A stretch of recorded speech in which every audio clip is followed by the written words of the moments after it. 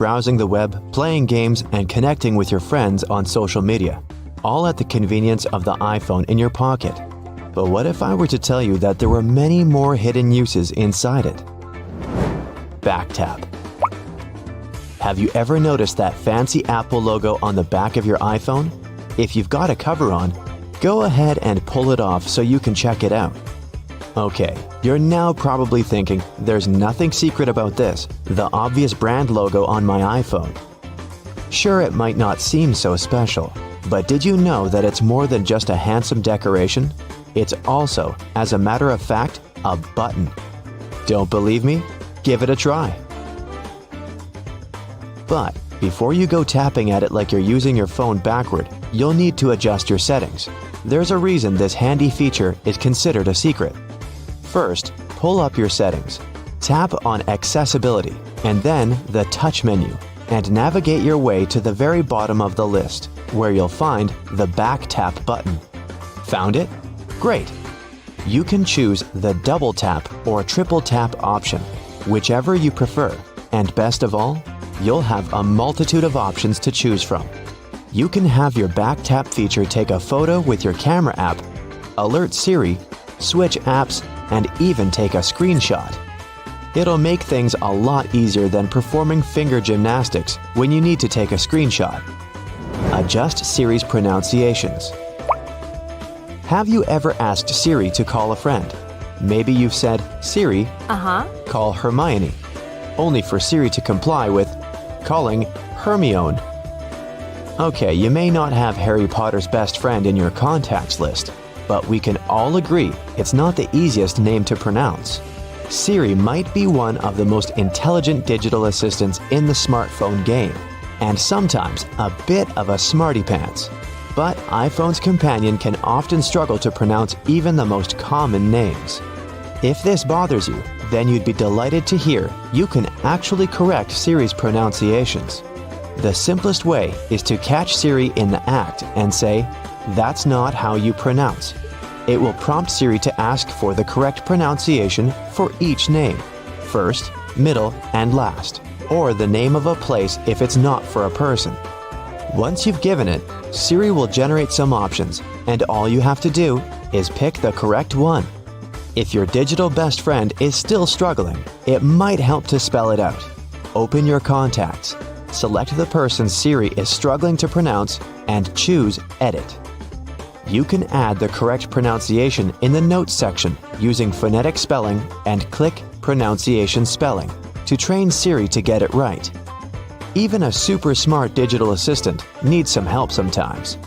Hey Siri, it's Leviosa, not Leviosar. Measure app. Is a toolkit too clunky to carry around? Or maybe you've forgotten which drawer you placed the measuring tape in. That's okay. iPhone has got some more secrets that will help you out. Did you know that iPhone has a few tools in its arsenal that will serve your carpentry needs? Take the Measure app, for instance. You no longer need that long, awkward-to-use floppy tape to get a measurement on your coffee table, bookshelf, or couch. The app uses augmented reality to measure objects around you using your phone's camera. The first thing you'll need to do is move your phone around so the app can analyze the area you intend to measure. You'll eventually find a white circle with a dot in the middle of your screen. From there, it's not so different from an actual measuring tape. Just line up the dot with the corner of the object you want to measure and trace it to where you want the measurement to end. If you're a builder, you might want to stick to the physical tape for more accurate measurement. This option isn't necessarily for the professionals, but the app is excellent for getting a rough estimate. The Measure app can also be used as a level. Simply switch over to the Level tab in your app and place your phone on the surface where you want to get a reading. When you get a green screen and a 0 reading, your surface is nice and level. It's not so different from the Compass app's Level feature, so you might have had some bad experiences with this feature before. With your new digital toolbox, your iPhone will make you the handiest person in the house. Create custom vibration. We all live pretty fast-paced and busy lives these days, and whether we're at work, in a movie, or at school, more often than not, we have our iPhone set to vibrate.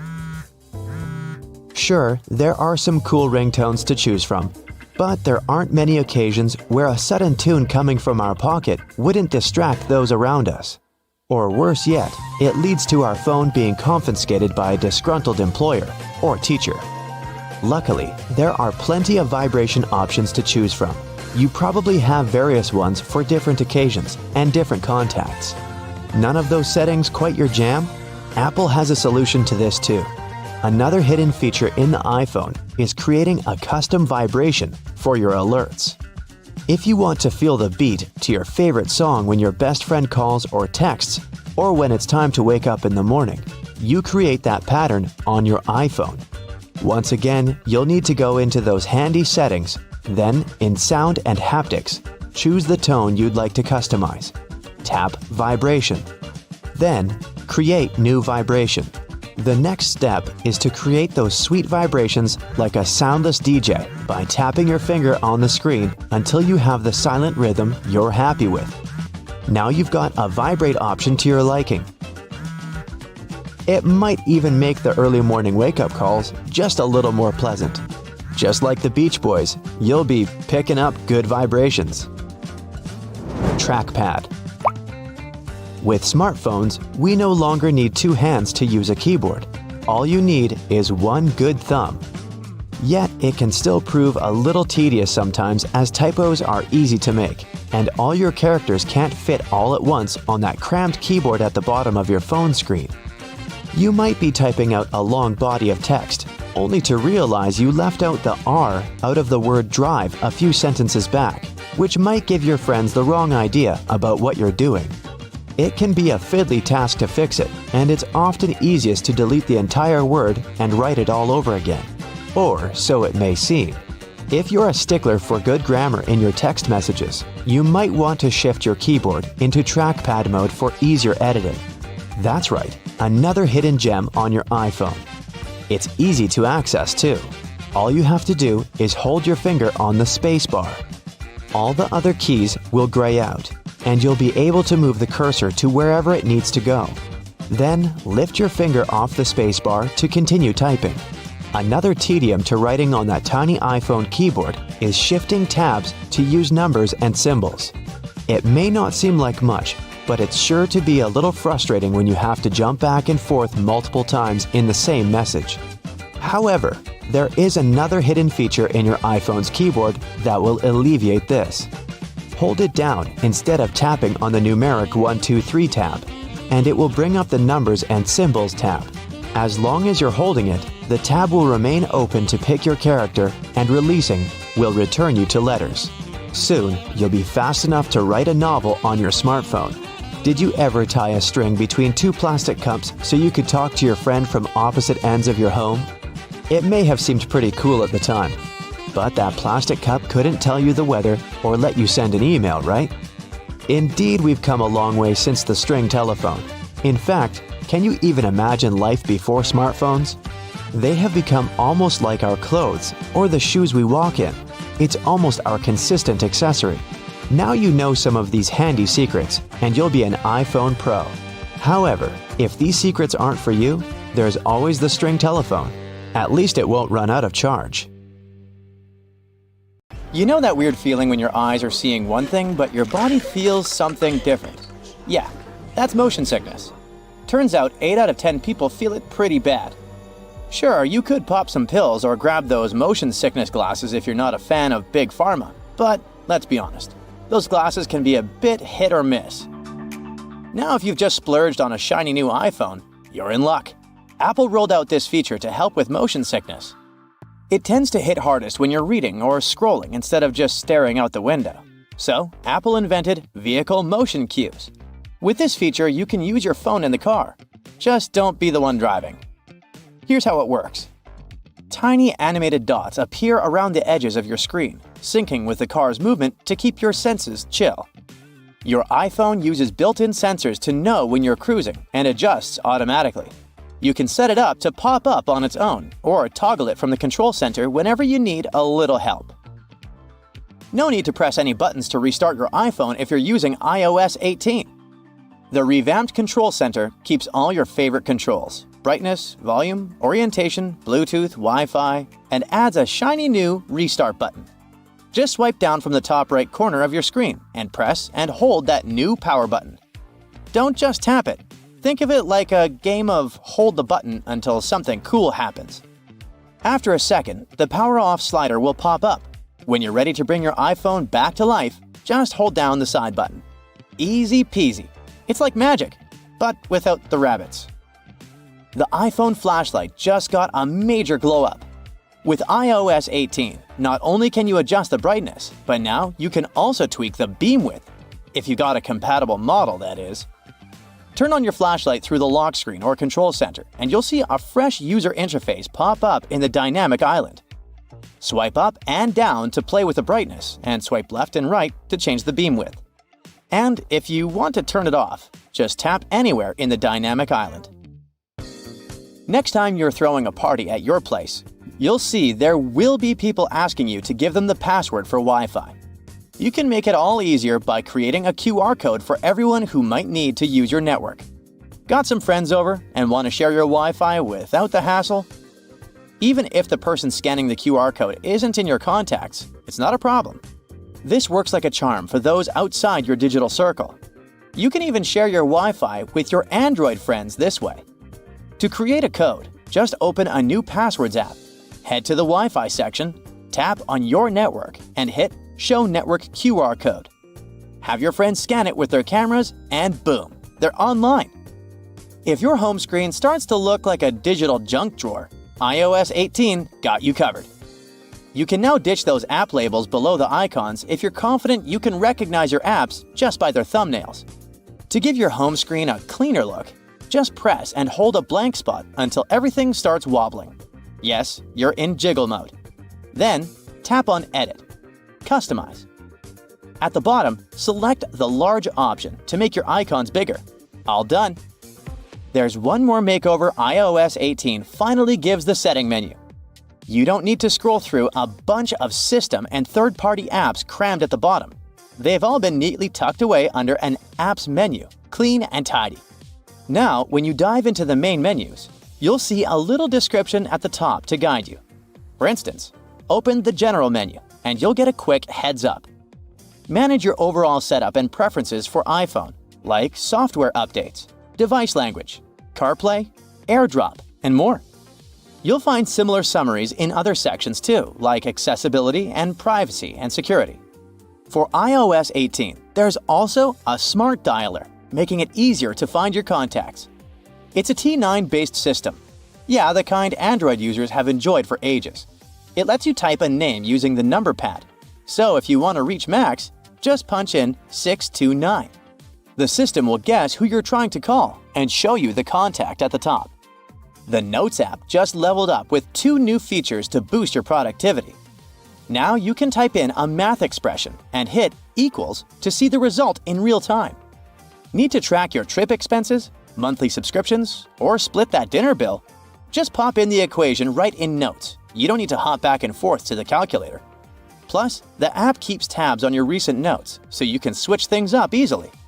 Just tap that 3-dot menu at the top, hit Recent Notes, and you're back to whatever you were working on faster than you can say multitasking. By the way, you can now add color to your text in the notes. Choose from 5 hues: purple, pink, orange, mint, and blue. Now your important points won't just blend in with the rest of the text. They'll pop like a neon sign. Just hit the AA icon and you'll find the color options waiting for you.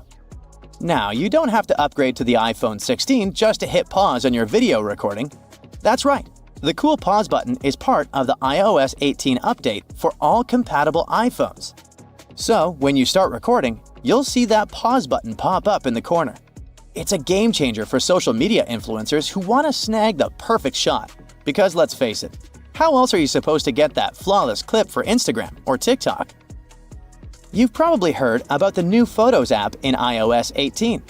It's got this cool collections feature that organizes your photos by themes, like recent days, pinned collections, trips, memories, and people and pets. If you want to tweak things a bit, just scroll down to the bottom of the app and hit Customize.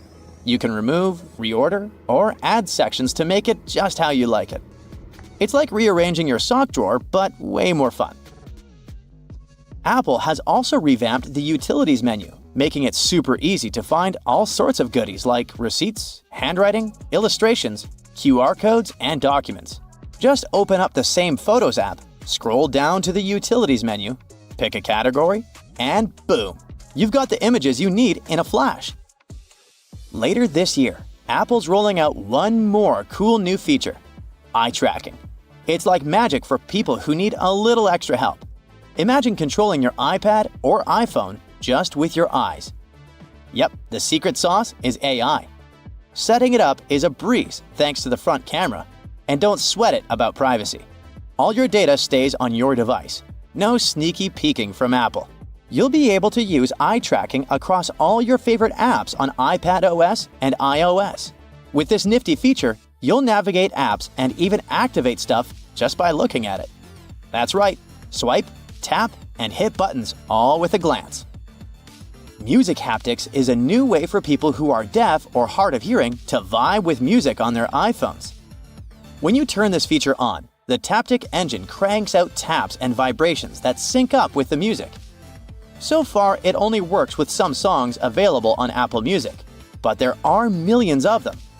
Developers can even use the API to bring this musical magic to their own apps. VisionOS is having new accessibility features this year too. First, there will be system-wide live captions. This means everyone, including those who are deaf or hard of hearing, can follow along with conversations and app audio.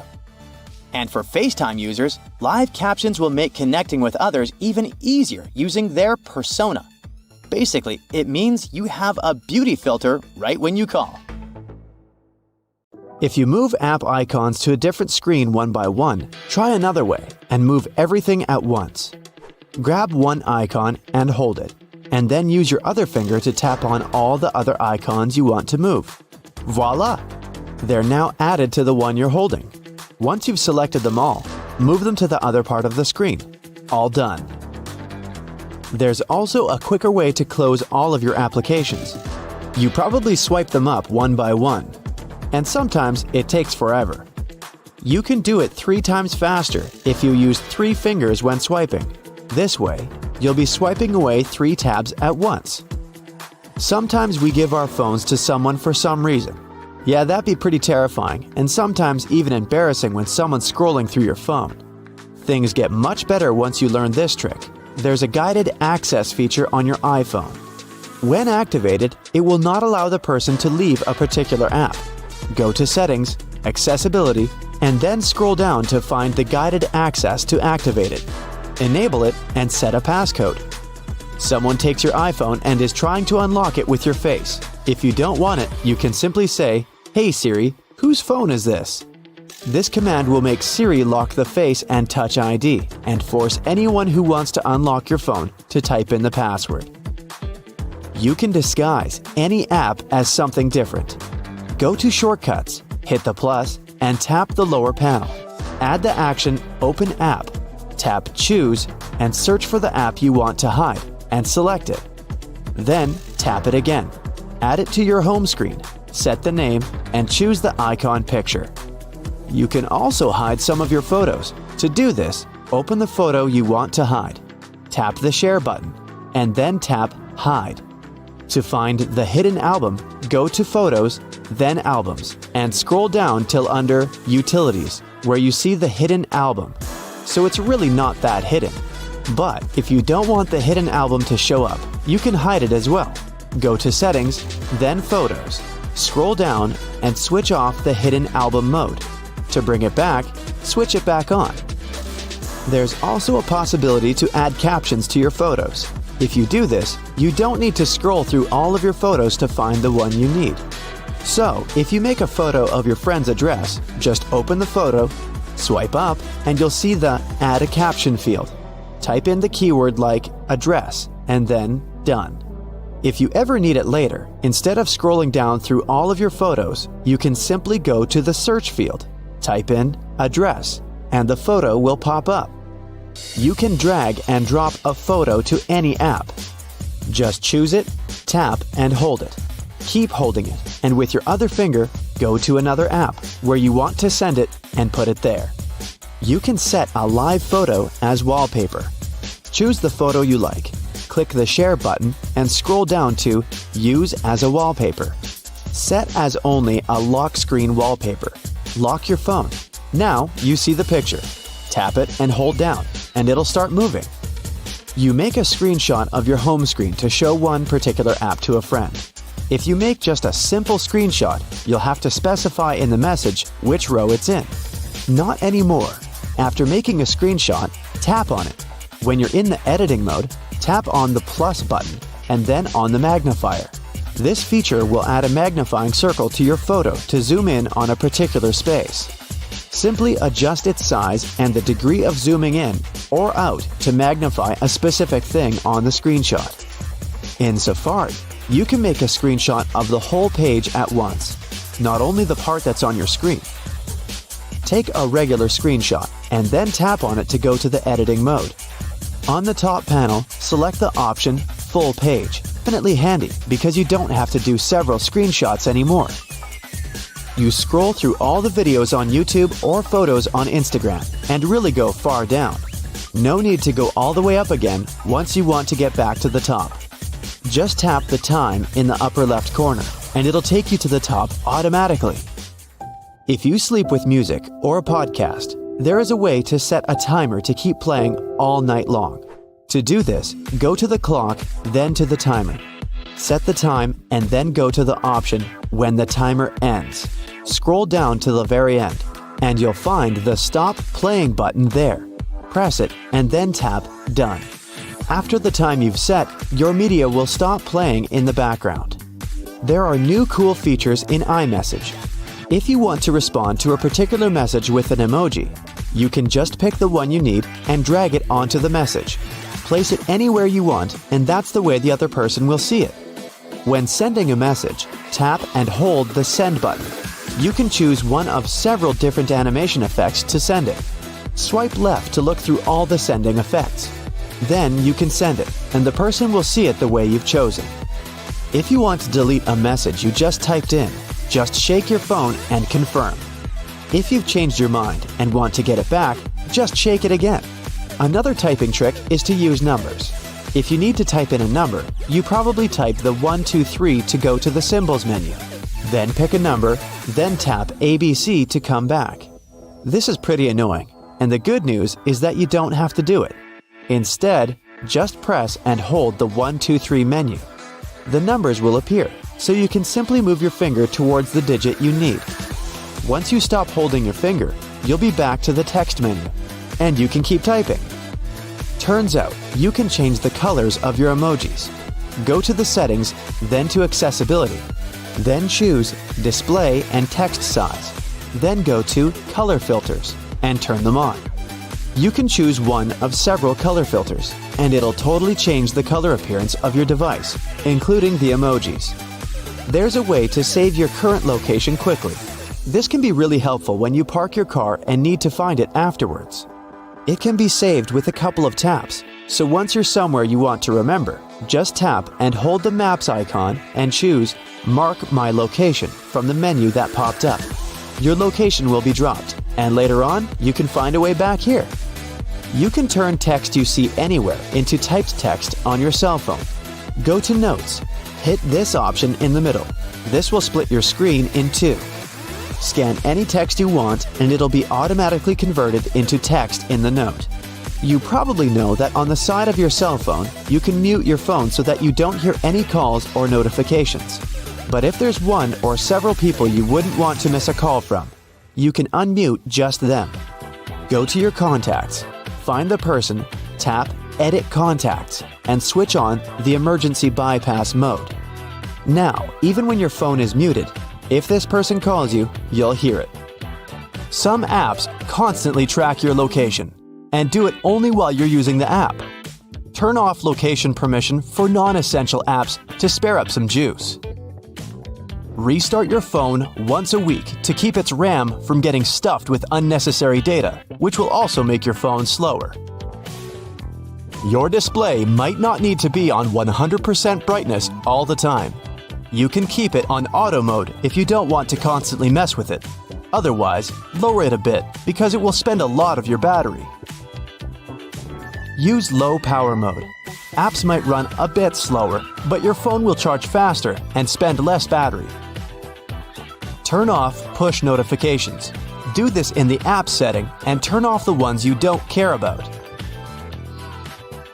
There are also simple things you can do to make your smartphone last longer. Don't overcharge it. This might overheat your phone, which won't be good in the long run. Don't charge it in direct sunlight either. In fact, don't expose your phone to direct sunlight at all. Keep it cool if you can. Don't play with it while it's charging. It's another way phones get overcharged. The most important thing is to get a good case. Order one before you get your new phone. Imagine you just got out of the store with your latest gen smartphone, but you haven't gotten it protected yet. Suddenly, you trip and your phone slips out of your hand. Your hard-earned money goes down the drain. Instead, apply its protective case as soon as you get it out of the box. Buy a screen protector too, to prevent it from getting scratched. Even if your phone doesn't get completely ruined after falling, you might still have to pay for its repairs. Don't use a cheap adapter to charge it. It can pose a threat to your phone's battery. With time, your phone screen will get some dirt on it, and so will its ports. Take a bit out of your day to clean out any lint or dirt in the charging port, microphone, and speaker grill. Go shopping for some oranges and I'm sure you'll get them in a red mesh bag. You'll rarely see them lying around without one of those. It's pure marketing. And that color isn't a random choice. When packed in a red mesh bag, oranges appear more orange, fresher, and more appealing to you. So you're more likely to buy them, right? Lemons are usually sold in green mesh bags for a similar reason. If you pack them in red, they'll appear more orange.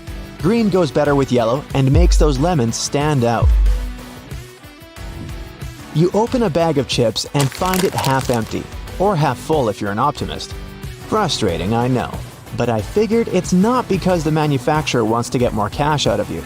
The extra air helps to protect your chips from any damage. If the bags were filled to the brim, you'd get chip dust instead of chips after their transportation. A raspberry-flavored ice pop is typically blue, not pink or red, which both would be more obvious color choices. Well, imagine you're making a pack of popsicles. You can pick green for apple flavor, pineapple or lemon is yellow. There's strawberry, so it should be red. Cherry, well, red again. Watermelon? Red. And now raspberry. Yeah, red. But 4 reds are definitely way too many, and people won't tell the difference between them easily. So, at first, both strawberry and cherry flavors were red, but of different shades. The watermelon one was pink. They made the raspberry ones of a deep dark red dye. Then, scientists proved that that dye might be dangerous, so it was banned. Blue was another free color option, but there's no blue fruit or berry except for blueberry. And it's not a very popular flavor, so manufacturers started to paint raspberry blue. Sometimes they call it blue raspberry, but it's just a lab thing that doesn't naturally exist. If you buy a clock or see a picture of it, it'll most likely show 10:10 by default. The only reason behind it is that it just looks nice. You can see both hands, and they don't overlap. Also, it's symmetrical and nice, and it frames the 12. And finally, it makes a smiling shape that gives off a positive vibe. Mattresses usually have those decorative stitching patterns on them. Mattress manufacturers make a limited number of different mattresses, and the only way to make them look different is to come up with a fancy stitching pattern. 2 mattresses of different companies might be the exact same quality, but cost differently. Most people will never know it and will decide that different patterns mean something in terms of quality. So, when shopping, don't mind the pattern at all. Cheese has holes. In most types, they're small, but they can also be huge. Cheese is made by adding bacteria to milk, and the holes are the result of it. Those bacteria consume lactic acid and release little gas bubbles. They're trapped in the cheese, and then they pop, forming those little holes. The size of holes depends on the production temperature and its acidity. Swiss cheese has extra large holes. It's made at a temperature of around 120 degrees Fahrenheit and incubated at 70 degrees Fahrenheit for 5 to 7 days. So the cheese is very soft and the bubbles grow especially big. All coins have ridges, but have you ever wondered why? At first, all coins were linked to a silver standard. The amount of silver used in a coin was proportionate to the value of the coin. So, a $1 coin had way more actual silver in it than, say, a quarter. The edges were made reeded for security reasons. Once, it was a coin element that made a coin harder to reciprocate. It also prevented another kind of fraud. People would shave off a bit of metal from the edges of coins. It would be just a little so that no one would notice the difference. But if you did it to many coins, you'd get enough precious metals to sell. Reeded edges made it impossible. If someone tried to shave them off, the ridge would become smooth, and it'd be obvious to anyone that a coin had been tampered with. Nickels and pennies didn't have them because they were made of inexpensive metals, so there was no sense in protecting them. Now, no one makes coins out of silver, but the ridges are still there. When the governments started to produce new coins, they didn't see a point in changing the coin-making equipment, and they just kept the reeded edges. If you ever played billiards, you must know that green table well. The game originated around the 14th century, 5 centuries before basketball. Back then, folks didn't have pool tables, of course. Instead, they were playing it outside on the green lawn. Later, people moved the game indoors so they could play it even when it was raining, and they kept the nostalgic green to give it some lawn vibes. Medical workers usually wear a uniform that is a shade of blue or green. There's a reason for it. Before the 20th century, they were wearing their regular clothes, even when performing surgery. With the development of medicine, people started to pay more attention to matters of sterileness, so they started to wear a uniform, and at first, it was white to signify purity. The problem was that some stains were very hard to wash off from the white uniform. The color white would become greenish. So, it made sense to make the uniform green or blue. Besides, surgeons mostly focus on red colors during work. Blue and green are exactly the opposite side of the spectrum. So, if everything else is greenish-blue, the red becomes even more distinctive. Wash your hands with plain white soap, and you'll see some white foam. Wash them with a blue, red, yellow, green, whatever color, and the foam is still white. The reason for it is scattered light.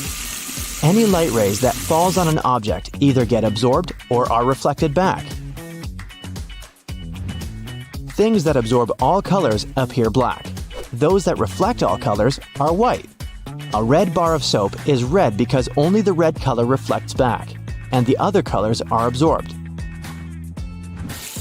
But once you produce some foam, it's made of many little bubbles. Each of them scatters light in different directions, so it looks white. Do you see something when you rub your eyes? These colors and shapes are called phosphenes. The reason why you see them is that when you're rubbing, you increase the pressure in the eyeball and activate the neurons of the retina that process visual information. Once they're activated, your brain interprets it as if you see the light, and it tries to actually see it. Ever wondered why you have black circles around your eyes when you're tired? The skin under the eyes is very thin, so the blood vessels are very close to the surface, and you can see any difference easily. When you lack sleep, your skin gets paler, and the blood vessels are even more visible. So, you can see those dark circles showing through the skin. Also, with age, your skin naturally gets thinner, so that's why older people tend to have dark circles. But if you're young, try to get more sleep, and they'll be gone. You say Germany, the Spanish say Alemania, and the Germans say Deutschland, and it sounds like 3 different countries, but it's just one. If someone's name is Olivia, she will be more or less of Olivia everywhere. So why do countries have different names in different languages? Countries have existed for a long time. Back when people from different countries couldn't communicate and spoke different languages, they'd refer to some territory the way they referred to it, never agreeing with other countries, and the name stuck. A German tribe called Alemanni once lived in what's now Switzerland. So I guess that's why the Spanish started to call the land Alemania. Then the Germans were united and called themselves Deutschland.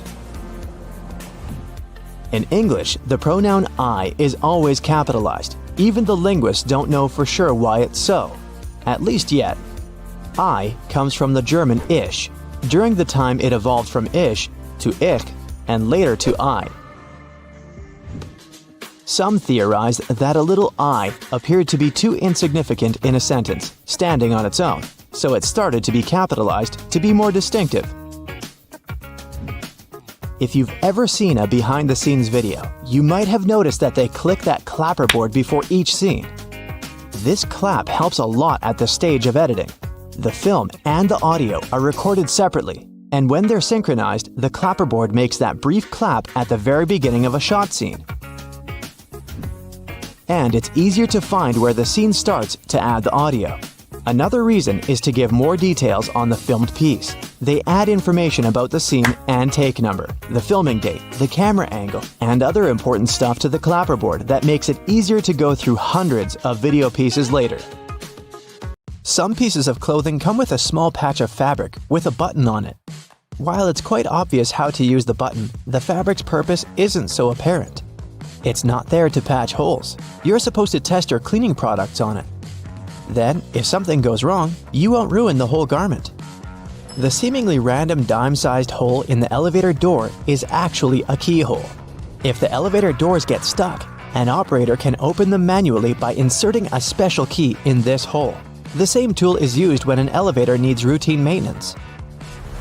Some plastic milk containers have dents in their sides that serve several purposes. For one, if milk spoils, this process can cause swelling and high pressure buildup inside the container. That's when the dent comes in handy. It pops out and doesn't let the jug blow up. Plus, if you decide to freeze the milk, it'll expand like any other liquid. And then again, the indentation will pop out and prevent the container from bursting inside the freezer. A first-timer might think that Chinese takeaway boxes have a peculiar shape. The more experienced diners know that by unfolding the sides of these containers, you get a paper plate with the food already sitting on top. The lines on plastic solo cups can help you measure out liquids and non-liquids too. From the bottom up, those lines coincide with the measurements of 1, 5, and 12 ounces. The lowermost line is the perfect portion of mouthwash. The middle one is a serving of cereal for breakfast, and the topmost is the amount of water recommended to drink 4 to 5 times a day. Striped toothpaste will always come out in stripes even if you mash the tube with all your strength. No magic involved though. The product is very dense and viscous, so it doesn't mix well. The white, blue, and red parts of the toothpaste are pushed down at an even rate thanks to their similar physical properties. And viscosity helps the stuff be pushed down and out from the edges first, so no matter how hard you try, there will always be those perfect stripes. Not every iPhone owner pays attention to an almost unnoticeable little hole between the camera and the flash. It's the gadget's second microphone. Its role is to block outside noises when you're filming a video. This microphone also makes the sound clearer. Use it when you're on the phone in a noisy place. Dental floss can slip out from your fingers and tangle. To avoid such problems, tear off a piece and floss and tie its two ends together. It will be much easier to use and won't hurt your hands. Most frying pans have holes in their handles. You can use it to hang the thing on a hook on the wall, but that's not its original purpose. When you're cooking something in the pan, the hole in the handle is there to hold your messy spoon. It's especially important for plastic utensils because you can't leave them in the pan for long since they can melt. Some toothpicks have several grooves on the blunt end. When you need to use one, break off the grooved end and put it on the table. It'll serve as a rest to keep your toothpick from touching the surface. You've probably noticed that most soft drink lids have ridges and 3 bumps on them. With their help, the lid can turn into a coaster once you put it on the table and place the cup on top of it. No more spillage. Bath foam isn't only for fun or a nice smell. It also helps regulate the temperature. The bubbles keep the water hot so you can enjoy a bath a bit longer. Anyway, it works for acrylic bathtubs only. Those made of metal lose heat really fast either way. Almost all measuring tapes have a metal tip with a small slot on the end. You can use this slot to hang the tape on a nail or a screw to make measurements without anyone's help. Sometimes this tip has a row of sharp points along the edge on one side. That comes in handy when you want to leave a mark without using a pencil. A pack of cotton pads has those strings on it so we could hang it on some hook or holder. And no, there's no need to untighten and tighten the pack again. Look at the bottom of the pack. It has a perforated line. Tear along that, and now you're good to pull out a cotton pad. A triple handle on a jerry can is there to make it easier for 2 people to carry it and distribute the fuel evenly. Gas cans often have a second hole that actually needs to be uncapped too before you pour the gas. The air passage will prevent it from pouring out. Lemons get juicier if you warm them up a little bit in the microwave. The heat softens the frozen membranes, so the juice can flow out freely. More lemonade for you! When you buy some grated cheese, get ready for a surprise. If the package says it contains cellulose, it means that the cheese does contain wood pulp. Don't worry, it's digestible. It's added to prevent the product from clumping. The expiration date on mineral water isn't about water going bad. Actually, no water can spoil, but the bottle can. Over time, it starts leaking some chemicals that aren't quite safe. The spike in the cap of a tube of ointment or cream is there so you can puncture the tiny foil seal. No need to grab a toothpick or try to use your fingernails to peel it off. Post-it notes are supposed to be peeled off from the side, like you're turning the page in a book. Most of us tear them from the bottom, and that just creates a crease and makes the whole note less sticky. To prevent water from boiling over, just lay a wooden spoon across the rim of the pot. It only works for a little while though. If the spoon's surface gets heated up to the boiling point, the bubbles will just foam up and around it. That's why metal spoons won't do. They heat up too quickly. Some erasers have 2 colors and textures, not for pen ink versus pencil lead, but for different types of paper. You're supposed to use the blue side to remove pencil marks from heavy grades of paper. Most people use bobby pins upside down. The zigzagged part goes closer to your scalp. The texture keeps the hair and pin in place much better. And give your pins a spritz of hairspray before putting them in. They'll grip better. Ever notice the tiny second hole in the lid of your coffee travel mug or to-go cup? It's there to control how smoothly the liquid flows out from the drink hole. Without it, the hot stuff would just glug out at you like milk from a jug. It also lets the steam escape so the high temperature and built-up pressure don't melt the lid or send it shooting off. Apples you buy at the supermarket were likely picked between August and November. After that, they were covered in wax, hot air dried, and stored in cool places. It takes the fruit 6 to 12 months to make it to fresh produce shelves. Sometimes you need to get away from your computer but don't want to keep logging back in. Put your mouse over the top of an analog watch. The mouse will perceive the ticking second hand's movement, and this will prevent your computer screen from turning black. When using a blender, pour the liquids in it first. Only after adding your milk, coconut water, or yogurt, put the berries, fruit, or spinach inside. Thanks to the holes in the bottoms of earphones, air can circulate up and down through the speakers. It results in increased low frequencies. This makes the bass sound deeper and improves the overall sound quality. You can use metal loops on the sides of a grocery cart to organize the space in your cart better. Hang your jacket on such a loop or put a bag of delicate items there, like eggs or bread. This way your jacket won't get wrinkled and eggs won't get squished. The black lines on a basketball make the game easier to play. They're actually grooves helping you handle the ball. And since the players need to move around the court while dribbling or bouncing the ball, control is crucial. The black lines allow you to grip the ball better. You can also easily steer it in any direction once it's in your hand. If the basketball was smooth, you wouldn't be able to do it. By the way, pebbled dots that cover the outside of the ball serve the same purpose. The drawer at the bottom of your stove is there to keep your dishes warm when you cook large amounts of food. When one dish is in the oven, the already prepared ones are kept warm in the drawer below. After a bad day at work, you decide to hide yourself from the rest of the world. You turn off your phone and your laptop and lock yourself inside the bathroom. You jump out of your meditation when you hear a beeping sound. It's your toothbrush saying, "Data transfer completed." Your robot vacuum knocks at the door. Looks like it must be after you. Robot vacuums make a map of your home to get around and plan cleaning better. They can share this map with other gadgets via Wi-Fi and store them in the cloud. When advertisers get access to those maps, they can get an idea of your home size, your income level, and lifestyle to send the right ads your way. Vacuums don't have microphones, but their navigation systems can be repurposed to listen to your conversations. They map the room with a laser beam directed at objects. Sound waves affect that light. If you collect that data, you can convert it back into sound waves and identify what someone said.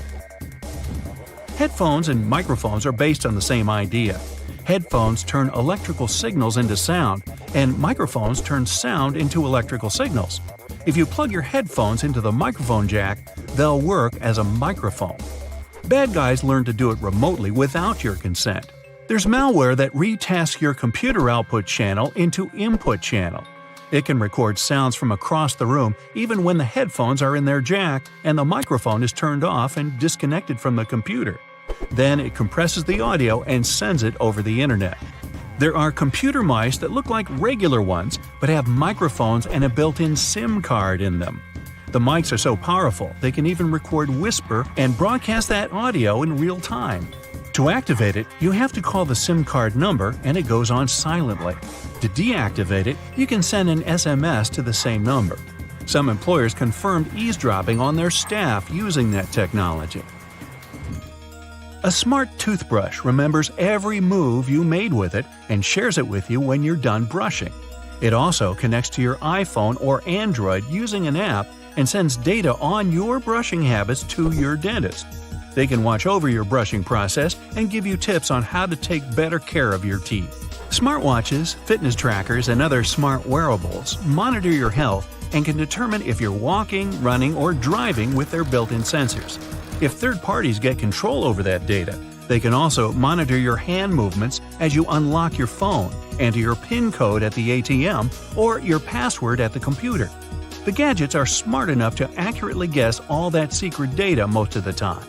They can also find out the email address you used when you registered with the app to identify who you are.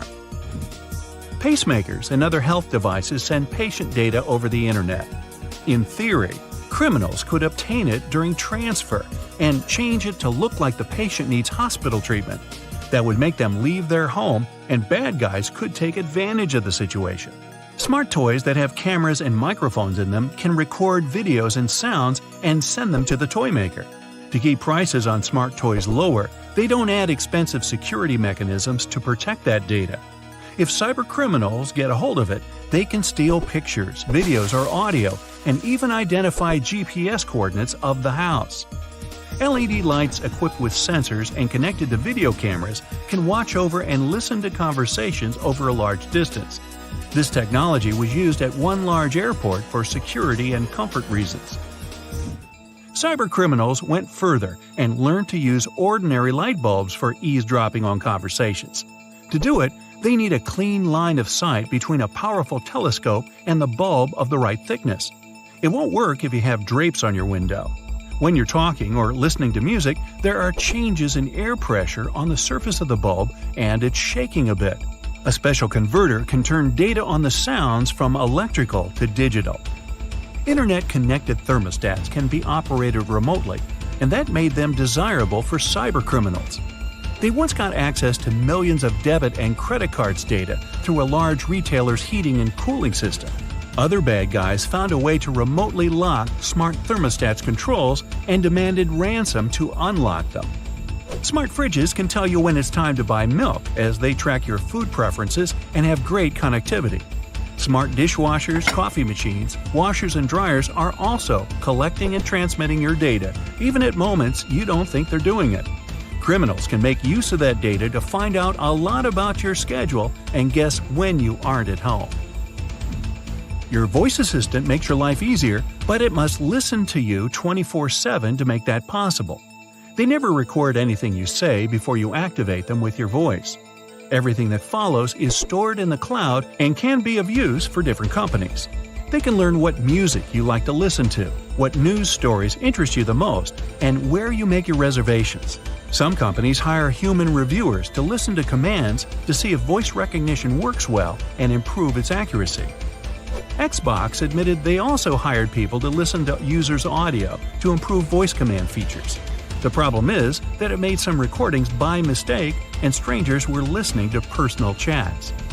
Home security cameras can take videos, pictures, and audio recording and upload them to the cloud without you even knowing. Manufacturers say it's done to improve object recognition. You can get access to that camera footage remotely using an app. There are programs that can guess a CCTV password and forward the video stream to a third-party computer. They can also get control over the camera and disable any signs of monitoring, like red light, so it seems inactive. Almost every car has an event data recorder that tracks information on its location, average speed, road condition, and even your preferred route. Your computer on wheels constantly streams that data to its manufacturer. They use it to try to prevent accidents and make other improvements. It's not clear who owns all that car-related information, so in theory, it could end up at a third party. Smart TVs run an operating system just like computers and also have a file system, cameras for video face recognition, and a microphone. They are always connected to the internet, and if cyber criminals get access to a TV, that can change certain settings and record audio even when the TV is off. They could also watch you through the camera and use the smart gadget to move to other devices on the same network, like your laptop. Well, I'm totally creeped out, so what can we do about it? You can disable automatic content recognition to stop your TV from giving you viewing recommendations and limit voice activation function for a safer experience.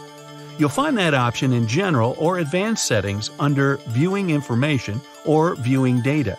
You can also disconnect it from the cloud altogether.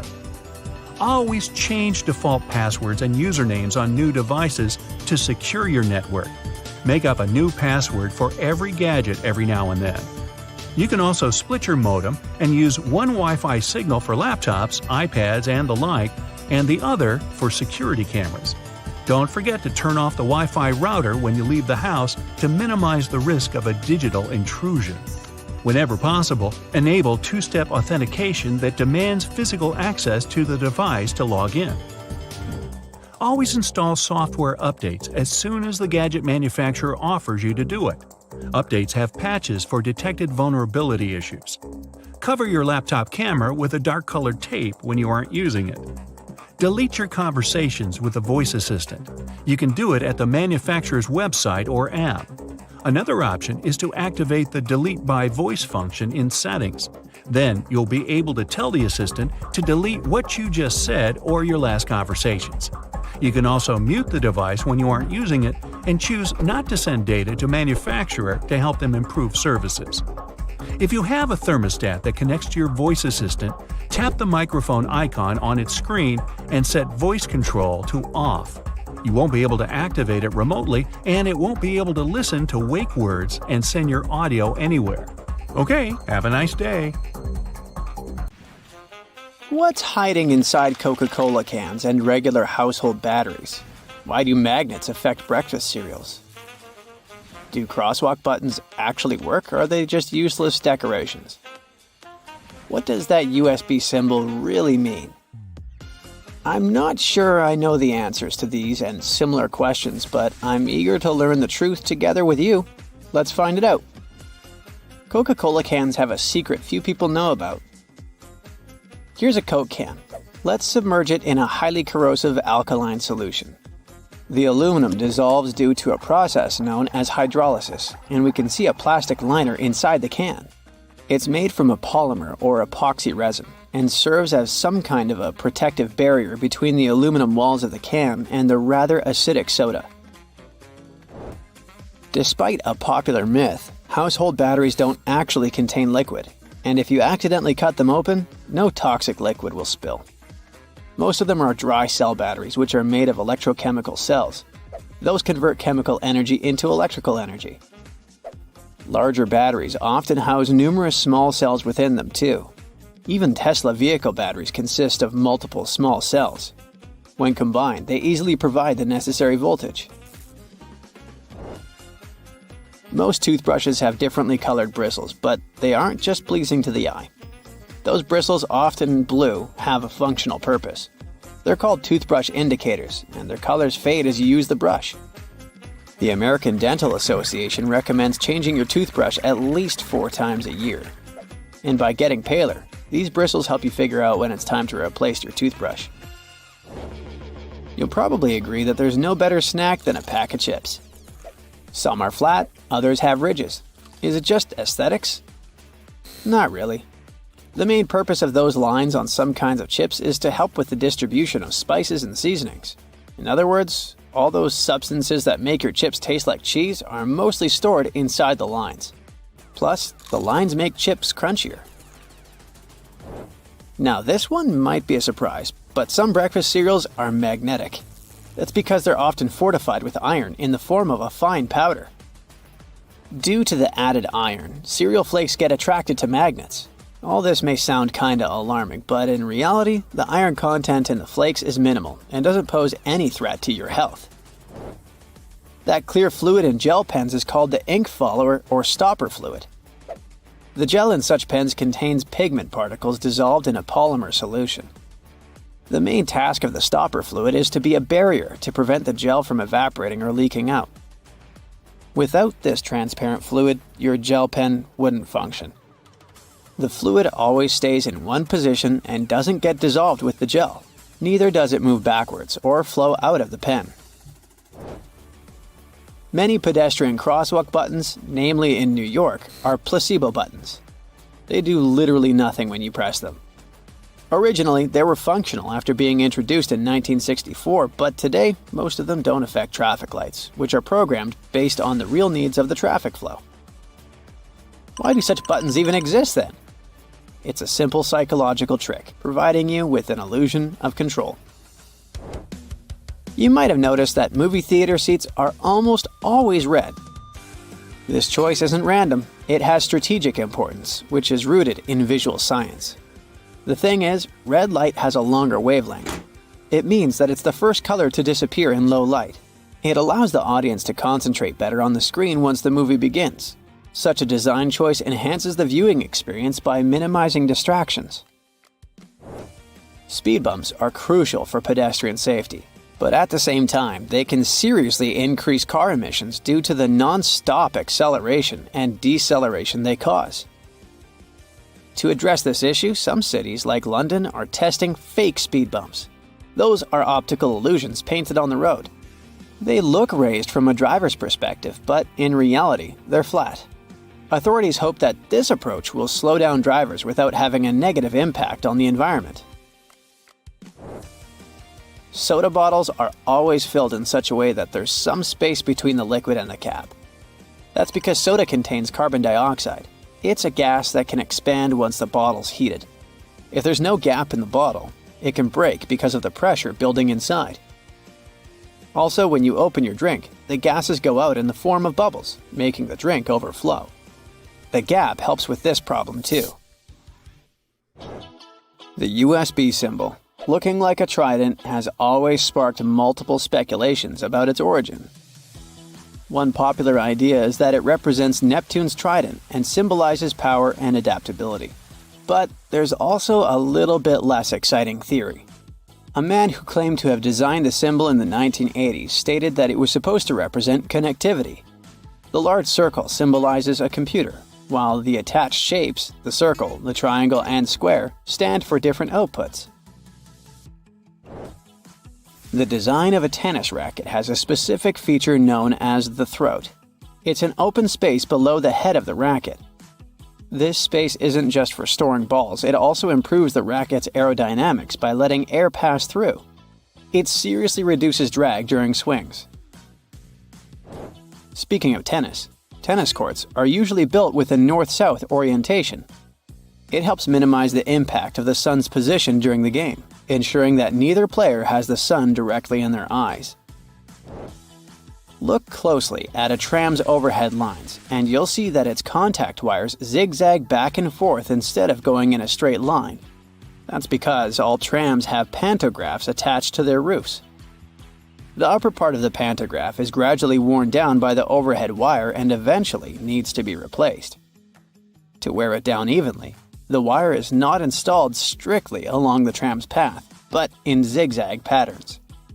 As the tram moves, the pantograph slides along the wire, and it wears down evenly. Those cone-shaped water cooler cups? Their shape is intentionally designed to prevent users from setting the cups down. This allows employees to minimize the risk of spilling water on their desks around various electronic devices. Plus, less material is used to produce cone-shaped cups, which makes the process less wasteful and more cost-effective. It also kinda supports sustainability by encouraging people to drink their water quickly and dispose of their cups immediately after. Most suitcases have 2 zipper pulls, and it serves several purposes. First of all, if one zipper fails, the other can keep the suitcase closed. Even better, having 2 zippers allows you to have easier access to small sections of your suitcase without having to open it entirely. And finally, when you have 2 zippers, you can connect them with a padlock for increased security. Some plastic milk containers have dents on their sides. These dents serve several purposes. When milk spoils, it usually causes swelling and high-pressure buildup inside the container. That's when the dent pops out and doesn't let the jug blow up. Plus, if you decide to freeze the milk, it will expand like any other fluid. And then again, the indentation will pop out and prevent the container from breaking inside your freezer. If you ever had a problem figuring out why fake pockets exist, you need to hear this. The main reason is that if a clothing item has a specific cut or shape, pockets may spoil it. They can alter the item's shape either in the warehouse or already on the retail rack. The solution? Getting rid of the pockets in key areas. Plus, fake pockets are obviously cheaper, and they don't get stretched out. The thermos wasn't actually invented to keep your coffee warm. It was made by a Scottish scientist who wanted a safe place to keep his chemicals at a stable temperature. So, he took 2 bottles, put the smaller one inside the bigger bottle, and vacuumed out the air between them. Now, doctors recommend risking your life at least twice a day. I mean, brushing your teeth at least twice a day. But you see, the seemingly harmless toothpaste that peacefully chills on every American counter poses a life-threatening danger because of one not-so-harmless ingredient, sodium fluoride. Now, don't get me wrong, not every toothpaste out there contains it, but most of them still do. But don't rush to the bathroom to trash your tube. If you swallow a tiny pea-sized glob, it isn't fatal. I'm talking about larger quantities. A toothpaste tube has only 0.15% fluoride. To send you running to the hills, you must consume around 8 tubes one by one, so technically, toothpaste is totally safe. Let's go and look for more dangers at your place, shall we? Personally, I don't have this one, but if you happen to have a CFL light bulb, you gotta be extremely cautious with it. The thing is, many of those bulbs are made with mercury. If such a bulb breaks, you gotta start by turning off your ventilation system. Otherwise, the contamination will only get worse. Make sure everyone has left the room, then open a window to allow for fresh air circulation. Finally, clean the area where the bulb shattered. Be careful to address both wet and dry surfaces and contact specialists. Mercury vapors are definitely the biggest concern when it comes to this element. Take, for instance, a case of 2008, where a 55-year-old guy in Oklahoma tried to extract gold from old electronics using liquid mercury. Unfortunately, he inhaled too much vapor and sadly passed away just 10 days later. The contamination was so severe that they had to completely gut his house. Now, you definitely don't want your favorite clothes to get ruined by moths, so you might grab some mothballs to exterminate them. But watch out, those mothballs can exterminate you too. They usually contain chemicals like naphthalene or a paradichlorobenzene. When these get into the air, they turn into gas. That strong smell you associate with mothballs kicks in. Those fumes can actually irritate your eyes and lungs, and may even cause headaches, dizziness, and nausea. Plus, there are concerns about these chemicals being the cause of major conditions that even modern medicine can cure. Naphthalene is especially risky because it can break down your red blood cells, leading to a condition called hemolytic anemia. So try to swap those balls for good old lavender. Moths aren't big fans of it. Now, it's super important to keep an eye on the plants you bring into your home, because some can be surprisingly harmful. Take Dieffenbachia, commonly known as dumb cane, for example. Rumor has it that its sap can cause your tongue to swell up so much that it can block your airway. But can it really? Yes and no. It's true that this plant contains poisonous, tiny needle-like crystals called rapides, but they require someone to actually chew on a leaf first before any fuss happens. Otherwise, you might just feel a brief burning sensation or observe some skin redness. In rare cases, you might see some swelling in the area that touched the plant. Generally, just a little nibble leads to mild discomfort, so please don't snack on your potted plants. This warning is more for the safety of your pets, especially cats. Now, if Dieffenbachia stays in contact with the mouth for too long, it can cause some serious pain that might linger for days or even weeks. In those cases, a trip to the hospital might be necessary, especially if the throat gets affected, as that could impact breathing. But don't believe the hype that Dieffenbachia is a lethal poison. That's just an urban legend. The bottom line? One must be really dumb to get poisoned by a dumb cane. Now, using a power washer can be more dangerous than you might think. The intense pressure can lead to serious injuries, and the high-speed spray can kick up debris that might cause even more harm. If you do get injured, infections can set in quickly, and without timely medical care, things can get really serious. Think severe complications, potential limb loss, or even worse. But honestly, it's not that scary. Just don't overdo it with pressure. Here's a friendly tip. Don't skip out on your weekly house cleaning, especially when it comes to the bathroom. The longer you put off cleaning it, the more risky it becomes. Bathrooms are notorious hotspots for bacteria, which makes regular cleaning essential. You definitely don't want those unwelcome guests like norovirus, E. coli, salmonella, or even Staphylococcus aureus hanging around, along with those molds and mildews. Just put things into perspective. An average toilet seat can host over 200,000 colony-forming bacteria. And here's another thing to keep in mind. If you're not careful while cleaning, you can accidentally create a dangerous situation. Mixing bleach and ammonia can release a toxic gas called chloramine. Those fumes can lead to some pretty nasty symptoms, from shortness of breath to fluid in your lungs. Guess what? If it happens, you will probably kick the bucket. And I'm not talking about the one you use for cleaning the floors in the bathroom. On a sweltering summer day, having air conditioning is definitely a blessing. But don't let that trick you into thinking there aren't risks involved. If your AC is on the older side, it can lead to various issues. For example, the ductwork and filters can trap harmful mold, bacteria, and allergens. If those aren't addressed, folks in your home might end up dealing with coughing, wheezing, or a stuffy nose. Plus, an aging AC unit can pose a fire risk. Older components tend to generate more heat as they try to keep up, and if they're not replaced, you could end up with a potential fire hazard. Faulty wiring is another concern, as many wires are tucked away in hard-to-reach spots, making them tough to inspect. So, if you have an older AC, it's a smart move to have it cleaned properly and ensure that its parts and wiring are up to date to avoid any fire risks.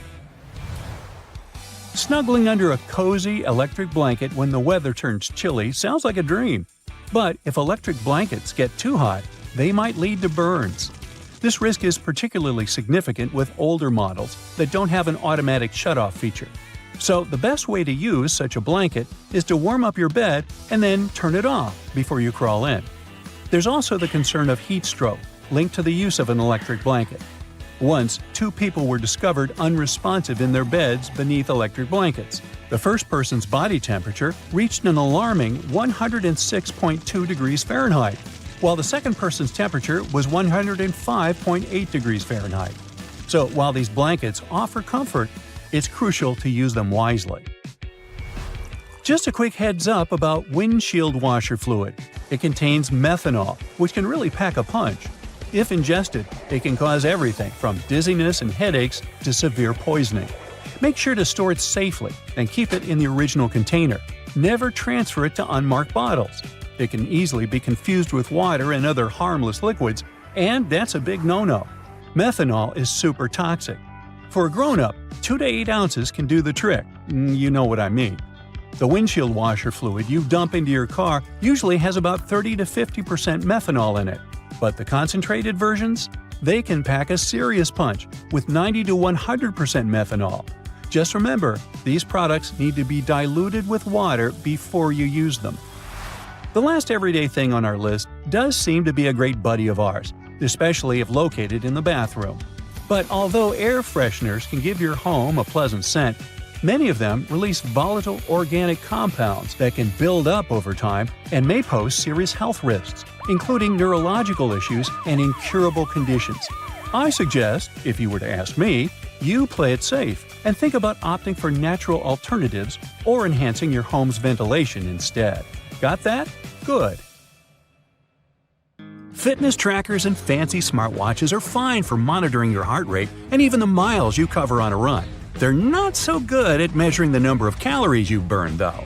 A 2017 study from the Stanford University School of Medicine showed that fitness trackers and smartwatches have error margins of less than 5% when it comes to measuring heart rates. That's pretty good, so you can be confident in whatever reading you're getting. The problem is with the devices measuring energy expenditure accurately or calendars burned. Even the best was off by an average of 27%. The worst was off by a crazy 93%. That means they're very unreliable and shouldn't be trusted. Fitness trackers don't work well for measuring calories because we all have different heights, weights, diets, and many other things. That means we all burn calories at completely different rates. The trackers are often programmed with a preset average height and weight. So, if you're going to use one, take it with a grain of salt, unless you're trying to reduce your sodium intake. Sunscreens have only one job to do, and that's protecting us from the harmful ultraviolet rays. In 2017, though, a study found that many popular brands failed to protect at all, with only 1 in 4 working. Most sunscreens didn't protect users from ultraviolet A and B rays at all. Some manufacturers also claimed that these products had an SPF of over 50, which sounds very high quality, but the actual SPF was much lower than that. The misleading labeling means we aren't as protected as we think when we're at the beach. So when you're out shopping for sunscreen, make sure you look at the ingredients and apply more than you think you should. Ooh, sports drinks, an essential item for anyone working out. These bright-colored drinks are filled with electrolytes that will increase your performance and rehydrate you fast. The problem is, we're not all athletes, so most people would be better if they just drink water instead. Sports drinks are made up of water with some minerals and lots of sugar, coloring, and flavor. Those minerals are electrolytes, which can help our bodies go longer. Your exercise habits, the duration, and the intensity of your training all come into whether you really need that extra boost. While sports drinks can benefit athletes engaged in long or intense training, they're not really necessary for most gym goers. Sports drinks are probably pointless if you're only doing light to moderate exercise, like walking or jogging, over a short period of time. After using a toaster for most of your life, most people still haven't figured out how to get a perfect heat setting. It turns out that burnt toast is probably just down to a simple misconception. Those numbers on your toaster aren't heat levels at all. They're actually minutes. The dial is basically just a timer. That means all you need to do is look up how long it takes to toast certain things, and you'll never ruin your breakfast again. Hey, I like burnt toast. I'm used to it. Most of us rely on wireless technology to carry out normal everyday tasks. It can be very frustrating when technology stops working and interrupts your day. In fact, the only thing more frustrating might be not knowing why it isn't working. The worst culprit here is your cell phone. It'll often show really great reception, but somehow can't make a phone call. The bars on a cell phone actually don't mean anything. The way they receive the signal differs a lot between different makes and models of phone. There's even a big difference between what the bars mean from one phone to another.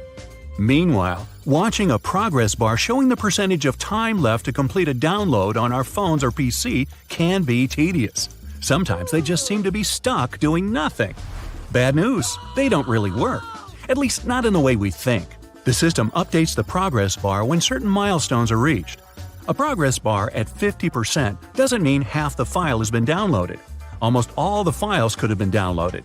The point of them is to give you something visual to look at. Progress bars aren't accurate because downloads and transfers have too many variables beyond the system's control. Internet speeds and network availability are the coordinators of how quickly a download will complete, while your computer's hard drive determines how fast things process and information gets put in the right files. It's probably best to make a coffee or set things up to download while you're in bed, instead of constantly checking up on an incorrect progress bar. Elsewhere, stopping at a crosswalk and pressing the button hoping the walk signal will come up might just be a waste of your time.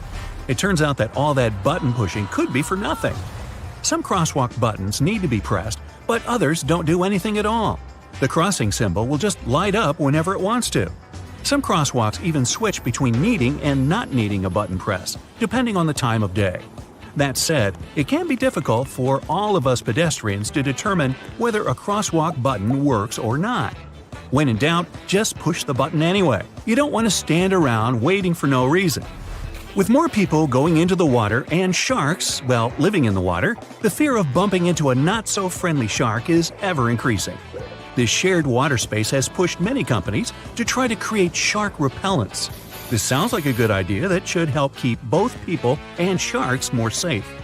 Companies have tried everything: sprays, wetsuits, magnets, wax, and even electronic devices to repel the scary fish. The bad news is none of these products are confirmed to actually work. One in particular makes the sound of an orca. Sharks aren't too fond of being in the same area as them, but does pretending you're an orca stop a shark from biting you? If you feel safer using them, then go right ahead. But if you're looking for a shark deterrent that's 100% effective, it's just not available. Psst, here's what actually works. Stay out of the water. Rushing into an elevator and repeatedly pushing the closed door button in the US is basically a huge waste of time unless you've got the special trick. In 1990, the US passed a Disabilities Act for elevators, which meant that elevators had to ensure that someone with a disability had time to get inside one. If you're on crutches, use a cane, or travel in a wheelchair, you don't have to worry about someone accidentally closing the elevator doors before you've had a chance to pass through them. There's one important loophole to this. If you're an emergency or maintenance worker, you'll have access to keys and codes that make that button operational. This is just another example of a placebo button you're invited to push, just to make you feel like you've done something. That impatient finger poking isn't doing anything. Getting a bit warm or cold in the office? Better adjust that thermostat. Unfortunately, in the vast majority of office buildings, the system controls are kept inside air ducts, not on the wall. Technicians install dummy thermostats to give workers the illusion that they're dramatically changing the air conditioning or heat. Some are set to change 1 or 2 degrees, but they're often not connected to anything at all. Dummy thermostats came about around the 1960s. As heating prices rose, building leases often required employers to stay within specific temperatures. Faced with this problem, fake thermostats became the new rage for businesses. They offer people some feeling of control while keeping the temperature in the right range.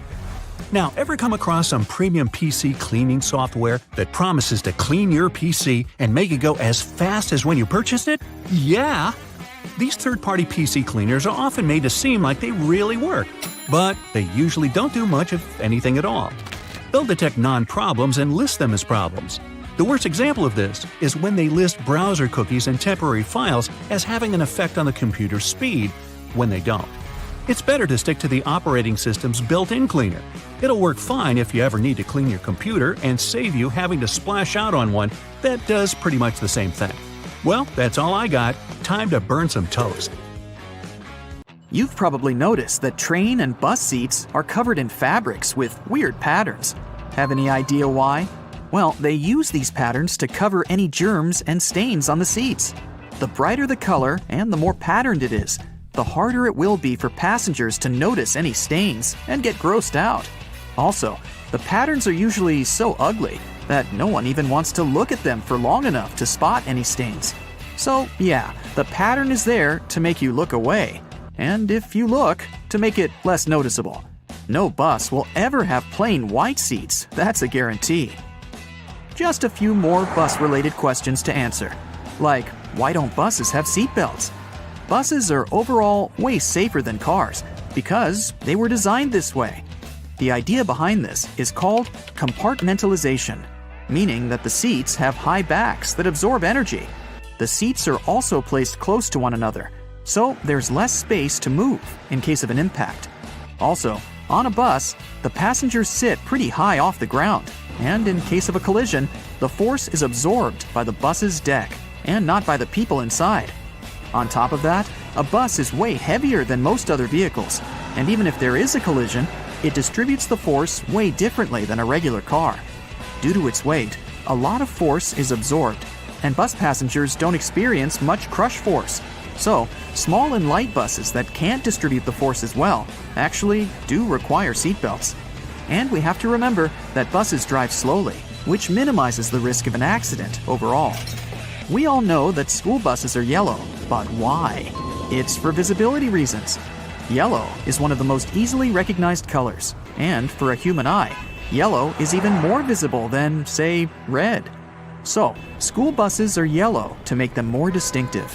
Also, yellow is visible in the dark, in fog, and on a rainy day. Actually, the color of the bus isn't really a true yellow. It also has a hint of orange. This shade even has an official name, National School Bus Glossy Yellow. By the way, taxicabs are yellow for the same reason, to be more visible in any weather conditions.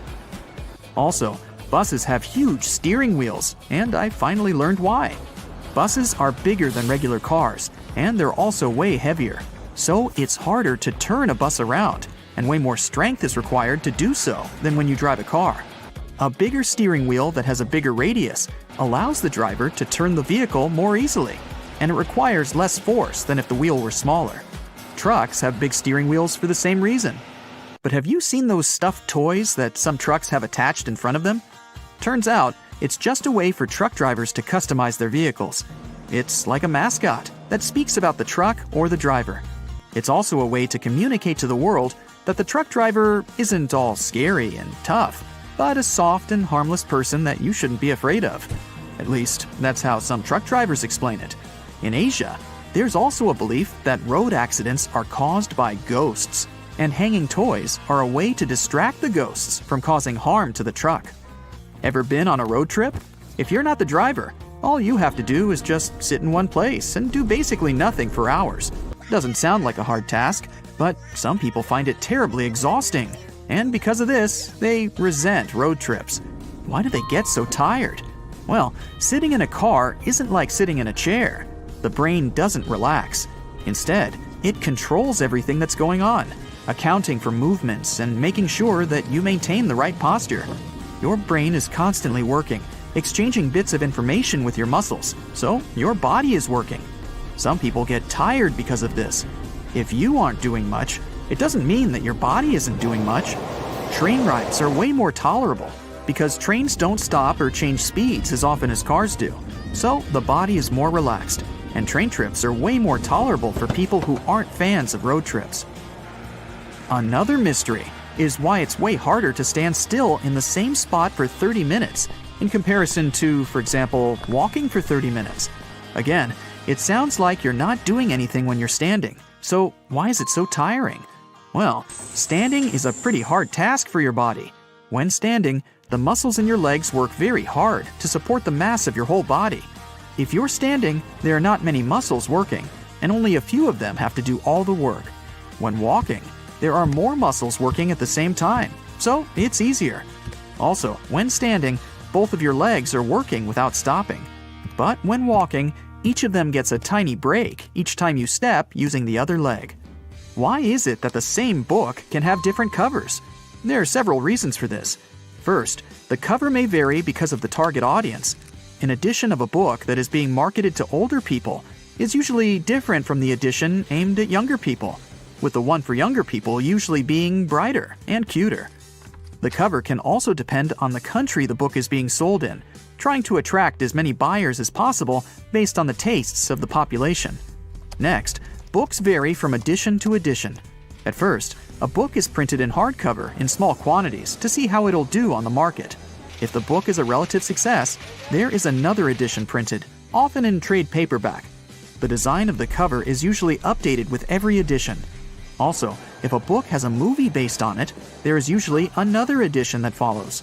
This edition will take advantage of the movie and use a movie scene as the cover, making it recognizable for people who saw and liked the movie, and encouraging them to buy a copy of the book.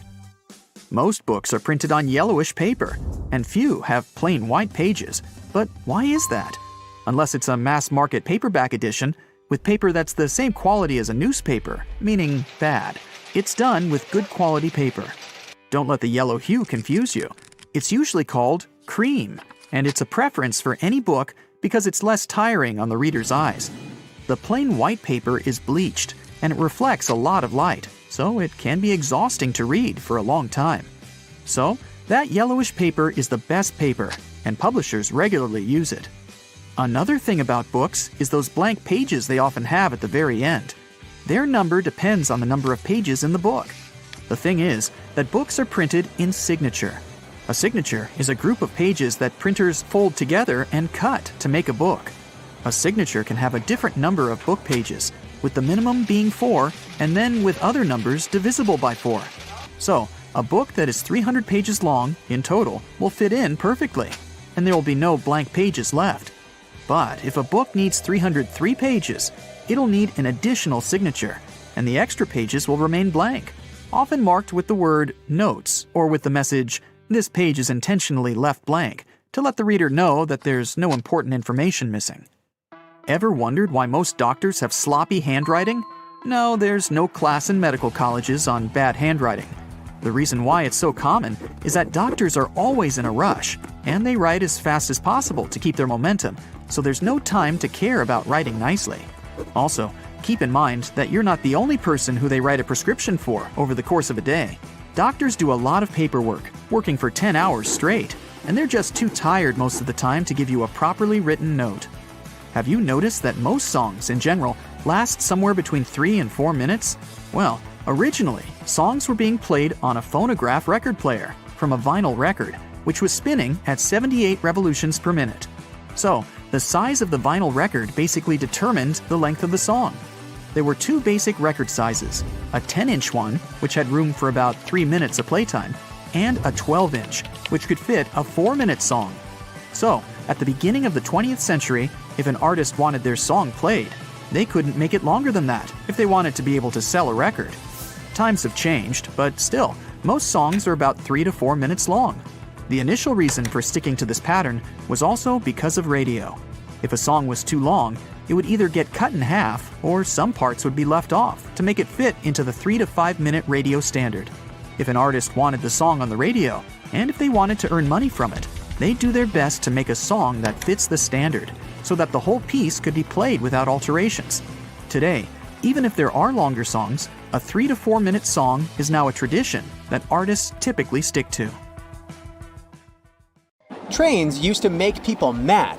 During the Victorian era, there was this rumor that the swaying motion of train carriages made passengers, especially men, go a bit crazy, leading to some strange and dangerous behavior. The so-called railway madness was supposedly triggered by the noise of the train.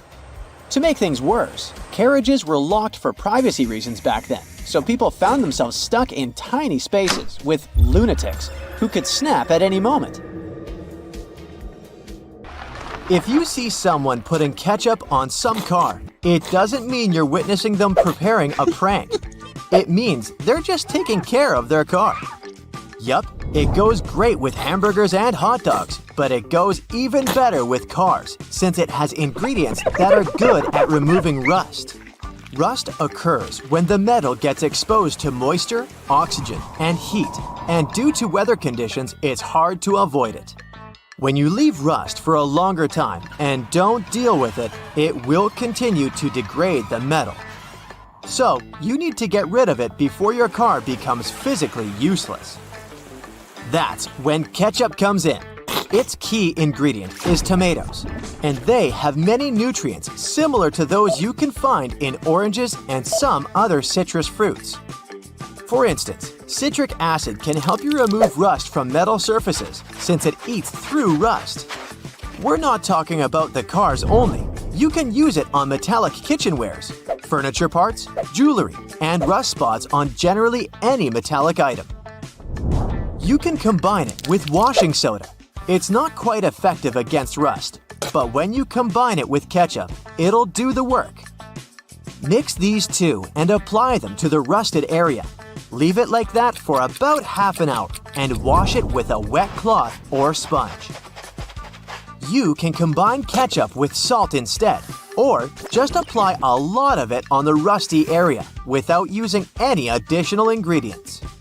Ketchup removes tarnish from brass copper too. Put it on brass hardware on doors and cabinets, or some accessories such as bowls and candlesticks for 10 minutes to make it all shine. And also, you don't put it on meat just because of taste. Ketchup breaks down its fibers, which means it makes it more tender.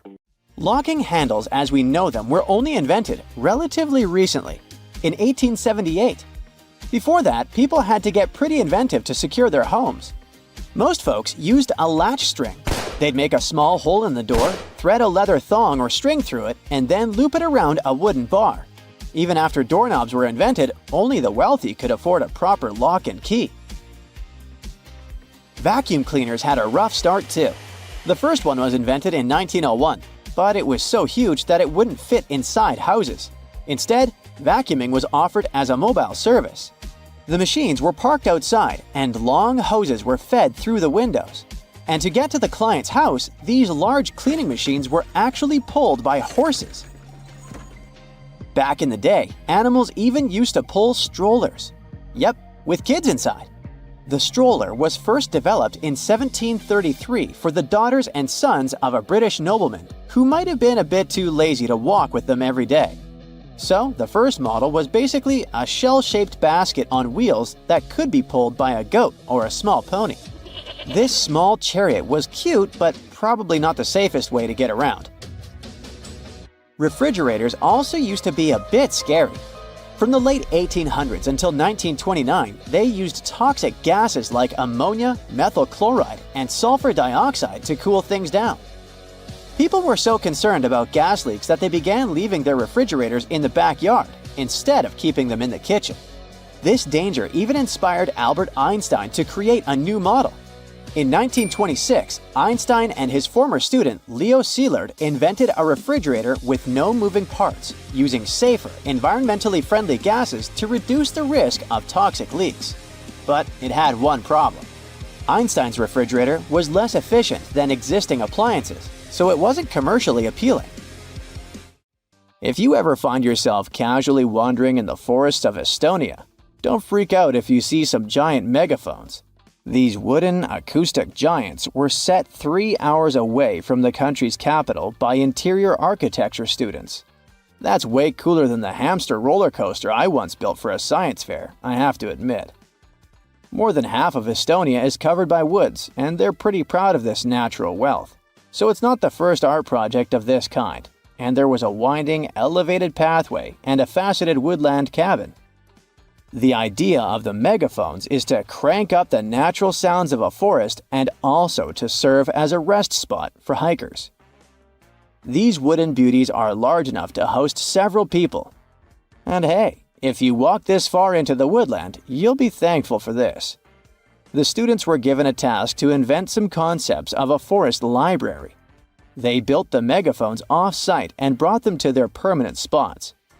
They're set in such a way that sounds from 3 directions meet in the center and create a cool, natural surround sound effect. Thankfully, kitchen supplies, including our beloved grills, have come a long way. Back in the 1950s, a metalworker named George Stephen had a brilliant idea while trying to create the perfect steak. Frustrated with flare-ups and uneven cooking, he decided to cut an old ocean buoy in half. This allowed him to control the airflow better, and that's how the Weber kettle grill was born, changing backyard barbecues forever. Have you ever used a public bathroom in the summer in your shorts and sandals and got splashed? It happens to the best of us, so no worries. If only there was some solution to this problem. Perhaps a urinal with a small hole so no liquid goes where it shouldn't. Looks pretty yucky and painful to me. An assistant professor at the University of Waterloo, Zhao Pen, and his colleagues came up with a way better solution for this sensitive issue. Their designs were inspired by physics and dogs. When a stream of liquid moves on a solid surface at a shallow angle, the splash is reduced, and the smaller the angle, the fewer splashes you'll see. You can even minimize them to a 0. And when dogs do their business, they lift their hind legs and do it on the vertical surface of a tree or a wall. I don't know if they actually care about it, but this does reduce the splash. Good job, Pluto. Talking about that, here's a fun challenge for your next family gathering. Ask everyone to fold a piece of paper in half, then in half again, and keep going for a total of 7 folds. Spoiler alert, they probably won't succeed. That's because each fold makes the paper thicker and thicker. In fact, if you had a huge sheet of paper and folded it in half 50 times, it would end up being about 62 million miles thick, which is about 2/3 of the way from Earth to the Sun. So yeah, it's impossible.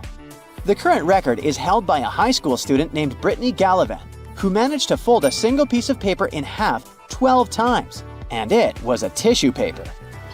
The USB symbol, looking like a trident, has always sparked multiple speculations about its origin. One popular idea is that it represents Neptune's trident and symbolizes power and adaptability. But there's also a little bit less exciting theory. A man who claimed to have designed the symbol in the 1980s stated that it was supposed to represent connectivity. The large circle symbolizes a computer, while the attached shapes, the circle, the triangle, and square, stand for different outputs. Look closely at a tram's overhead lines, and you'll see that its contact wires zigzag back and forth instead of going in a straight line. That's because all trams have pantographs attached to their roofs. The upper part of the pantograph is gradually worn down by the overhead wire and eventually needs to be replaced. To wear it down evenly, the wire is not installed strictly along the tram's path, but in zigzag patterns. As the tram moves, the pantograph slides along the wire, and it wears down evenly. Those cone-shaped water cooler cups?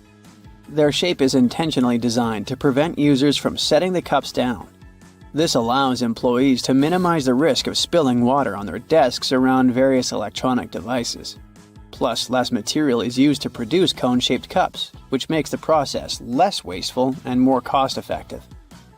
It also kinda supports sustainability by encouraging people to drink their water quickly and dispose of their cups immediately after. You're probably wearing a YKK product right now.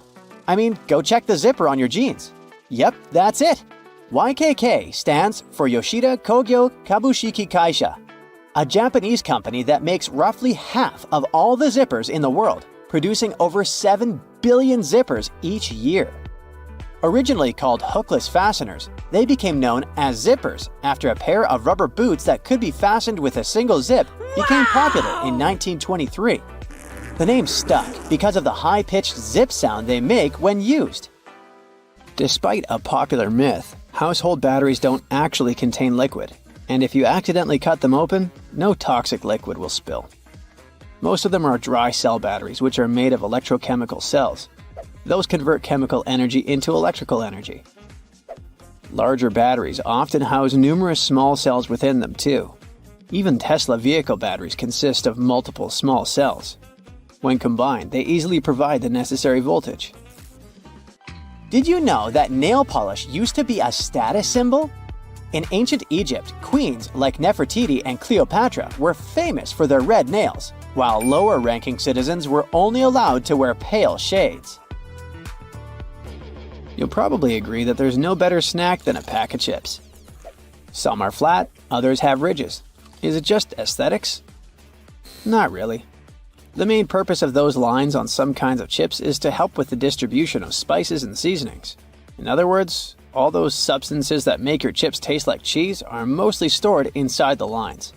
Plus, the lines make chips crunchier. This item here was also popular in ancient Egypt. What looks like a weird bench was actually a weird type of pillow. Back then, headrests were made from materials like wood, ceramic, and stone.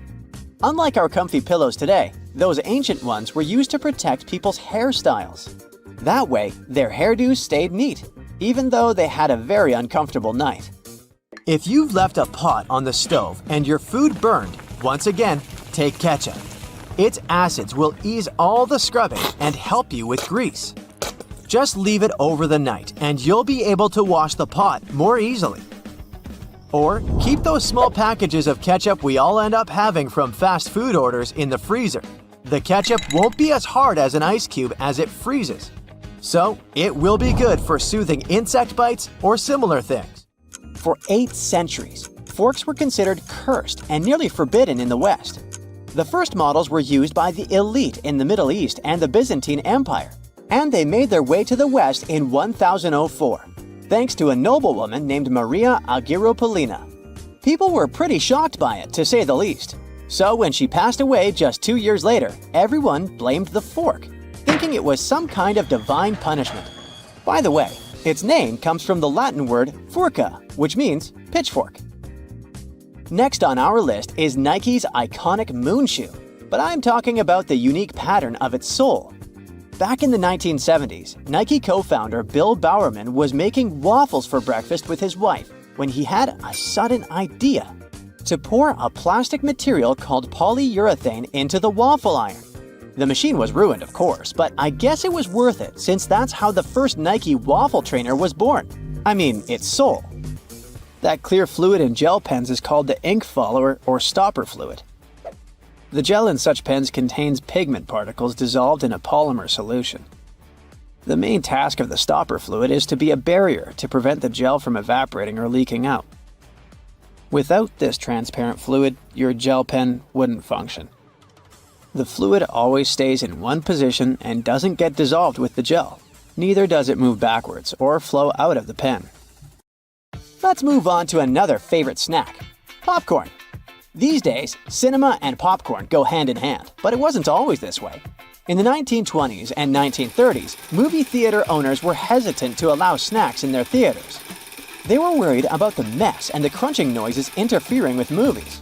Plus, popcorn used to cost only 5 to 10 cents, so they didn't see any financial benefit. But savvy street vendors saw a big chance. So, they got their own popcorn machines and started selling them outside theaters. That's why popcorn probably became the original clandestine movie snack, and theater staff would even have to check if people were hiding bags of it in their coats. Have you ever helped your friends move into a new apartment in a building without an elevator? Then you're gonna love this one. Houses in Amsterdam have hooks on top. This is a medieval invention for pulling stuff up the houses. The simple tech consisting of a wheel and a rope still functions now, centuries later. Why not just use the stairs?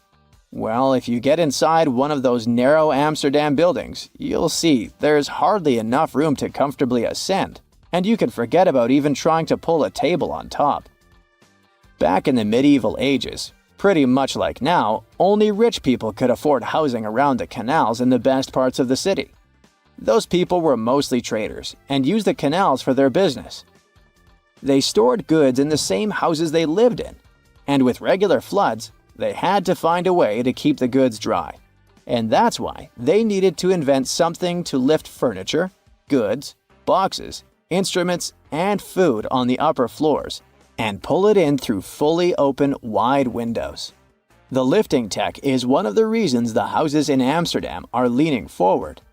This position helped keep both the lifted stuff and the walls and windows safe during transportation.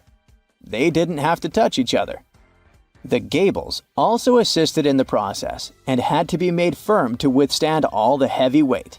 And in case you're wondering what gables are, they're sections of wall between the edges of a dual-pitched roof, typical for Amsterdam. Sticking with old-school fun, It's time to talk about cards. So, have you ever wondered how many times you need to riffle a deck to shuffle it completely? The answer is 7 times, according to math. Even cooler, if you shuffle a deck right, you're probably creating a unique order that's never existed before and never will again. And if you have a deck at hand, check out the 4 kings. You'll notice that the King of Hearts is the only one without a mustache. He's not special or anything. I mean, he also used to have a mustache, but it was lost in the reproduction of the original design. Your home has more regular things that can do magic tricks. Like if you have a house or a big terrace and want to make a nice flower wall.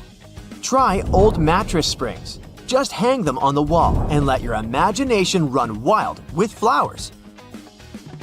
An old flower sifter can still come in handy, for example, as a planter. Even if you don't have one, you might find it at a garage sale or a thrift store. Wallpaper is making its big comeback when it comes to home design. Maybe you can try something different and use some old books with torn pages. You just need to learn the basics of hanging wallpaper, and voila! You get a new cool place for your old books. There's a solution for the remains of an old book. Don't worry. You can have blocks where you'll keep your kitchen knives. It's pretty original, don't you think?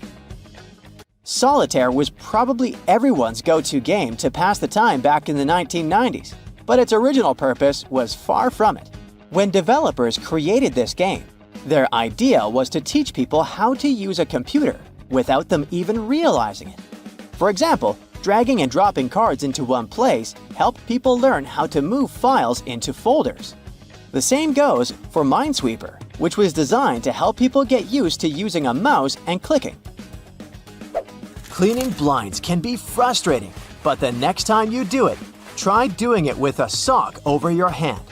Hands are kind of perfectly shaped for getting all those nooks and crannies on the blinds, and the sock will do the rest. Here's something you wouldn't expect. Ice cubes can help you remove gum from carpet, clothing, and hair. Just put your clothes in the sink and add ice cubes. Leave it like that for a while. Ice will freeze the gum, so you can chip it away more easily. If the gum got stuck on the carpet, leave ice cubes right in the critical spot and remove the gum with a butter knife. It's a little bit harder to remove it from hair though, but still possible. Just wrap the ice and parts of your hair with the gum in a washcloth until the gum gets frozen. When you get there, you should be able to break apart the gum and free your hair using your fingers. Or next time you have to deal with a splinter, just take 1 ice cube to numb that area before you even start doing anything. You might have noticed that movie theater seats are almost always red. This choice isn't random. It has strategic importance, which is rooted in visual science. The thing is, red light has a longer wavelength. It means that it's the first color to disappear in low light. It allows the audience to concentrate better on the screen once the movie begins. Such a design choice enhances the viewing experience by minimizing distractions. Speed bumps are crucial for pedestrian safety, but at the same time, they can seriously increase car emissions due to the non-stop acceleration and deceleration they cause. To address this issue, some cities like London are testing fake speed bumps. Those are optical illusions painted on the road. They look raised from a driver's perspective, but in reality, they're flat. Authorities hope that this approach will slow down drivers without having a negative impact on the environment. Soda bottles are always filled in such a way that there's some space between the liquid and the cap. That's because soda contains carbon dioxide. It's a gas that can expand once the bottle's heated. If there's no gap in the bottle, it can break because of the pressure building inside. Also, when you open your drink, the gases go out in the form of bubbles, making the drink overflow. The gap helps with this problem too. If you're more into Angry Birds, Candy Crush, and other mobile games, that's totally normal. After all, more people have access to cell phones than to toilets these days. But not many of us stop to think about how disgusting our phones can be. The natural bacteria from our skin and the oils from our hands get transferred to our phones with every touch, swipe, and tap. This makes phones about 10 times dirtier than toilet seats. Yikes! So listen, if you don't want your next barbecue party to end up at the emergency room, you might want to get rid of that wire brush you used to clean the grill. Over 100 people have to seek medical help because of it every year. Those brass and steel bristles easily separate from the brush and stick to cooked food that ends up in your mouth. With each swallow, they go deeper and deeper. They can poke into or puncture the lining of your mouth, throat, and esophagus, or somewhere else down your intestinal tract. The symptoms this causes could be signs of many different conditions, and because of their tiny size, the bristles are really tricky for doctors to spot. So you can lose the precious time to solve the problem at an early stage. In some cases, one ER visit can solve the problem. But if the bristle moves into deeper tissues, say into your neck, chest, or abdomen, well, it could start an infection, and you'd need some complex surgery to save your life. That was the case for a 63-year-old lady in Michigan. She was eating a hot dog grilled by her husband, and she felt something was wrong from the first bite. She could barely swallow the food because of an unusually painful sore throat and had to see the doctors for help. They sent her home after an inspection, but the symptoms only got worse and worse. A CT scan several months later showed the problem was some tiny metallic object that looked like a piece of hair at the back of her throat. The doctors were able to remove it during surgery. So, to play it safe, take good care of your wire grill brush and inspect it before putting food on it. If you see any loose or dangling wire bristles, get rid of them. If this sounds like too much work, just toss that brush altogether. There are some safe alternatives to it, like wooden panels, pumice stone, nylon bristle brush, or liquid grill cleaner. You can also roll a piece of aluminum foil into a ball and use grill tongs to hold it while you're scrubbing your dirty grill grates. Cooking pros say an onion cut in half can also do the job. The caterpillar that arrived at your barbecue party as an uninvited guest might seem cute and harmless, but not all of them are safe to pick up and play with. There are several types of venomous caterpillars in the US alone that can give you a hard time. Any brightly colored caterpillar that has a spine, bristles, or looks fuzzy could be venomous, and you're better off not touching it. Many caterpillars are equipped with hairs or spines, which are connected to poisonous glands. They often hide on the underside of the leaf, so you could easily miss it. So, when you're doing some work in the garden, it's a good idea to wear gloves and clothes with long sleeves. Your skin will thank you for it.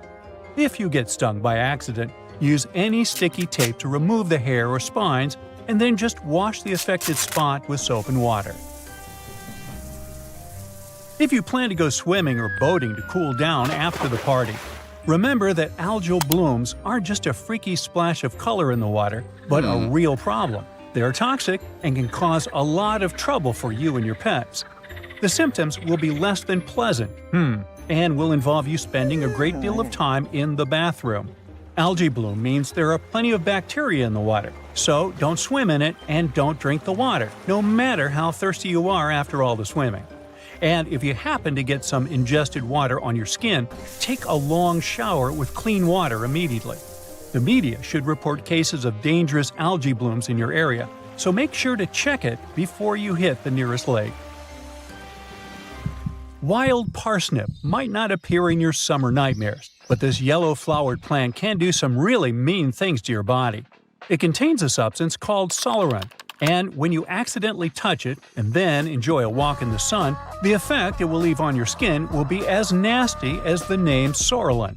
And you could have dark red or brownish discoloration on your skin for months after your unwanted rendezvous with the plant. It's mostly active and mischievous between May and July, so watch out. Alright, a garden hose must be completely safe as, unlike the grill brush, it doesn't have any small metallic parts, right? Well, when you leave it hanging out in direct sunlight, the water inside can heat up to 120 degrees Fahrenheit.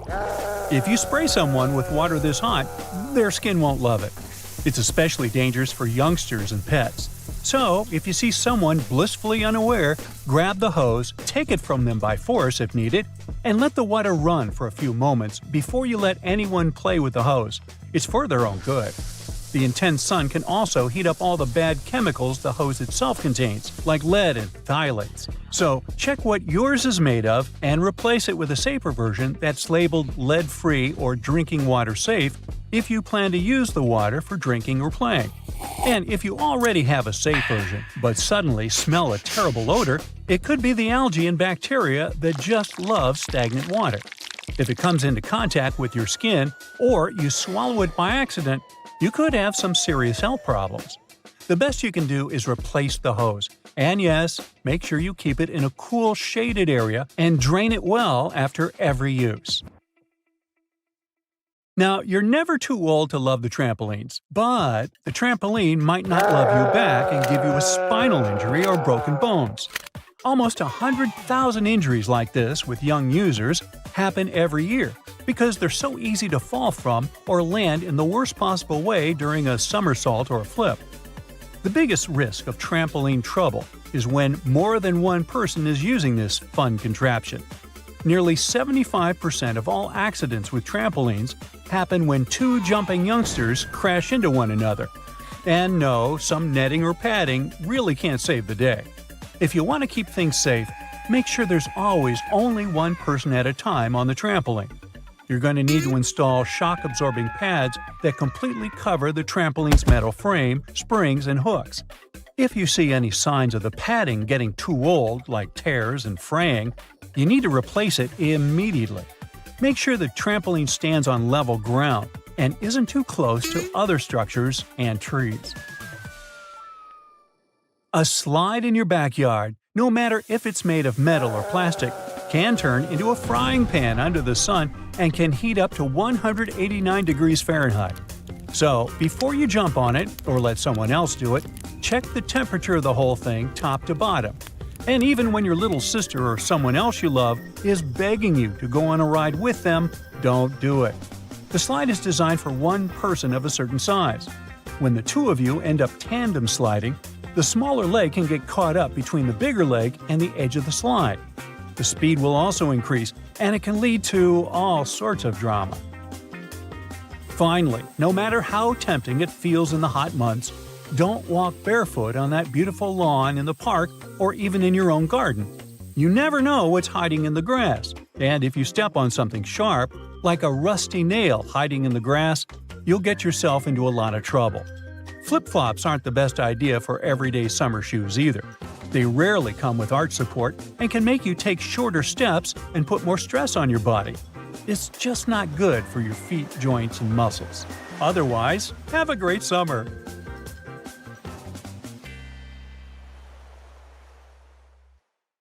A doctor is about to perform a surgery. He positions the lamp over the patient and… wait, what? His hand doesn't cast a shadow. And it shouldn't, because even one little dark spot could ruin a life-saving operation. This magic happens thanks to a large number of light bulbs. Each LED shines on the patient from a different angle, creating overlapping patterns. A sensor detects any obstacles and compensates for shadows by dimming some LEDs and increasing the output of the others. Harry Potter's invisibility cloak is now a reality. Well, sort of.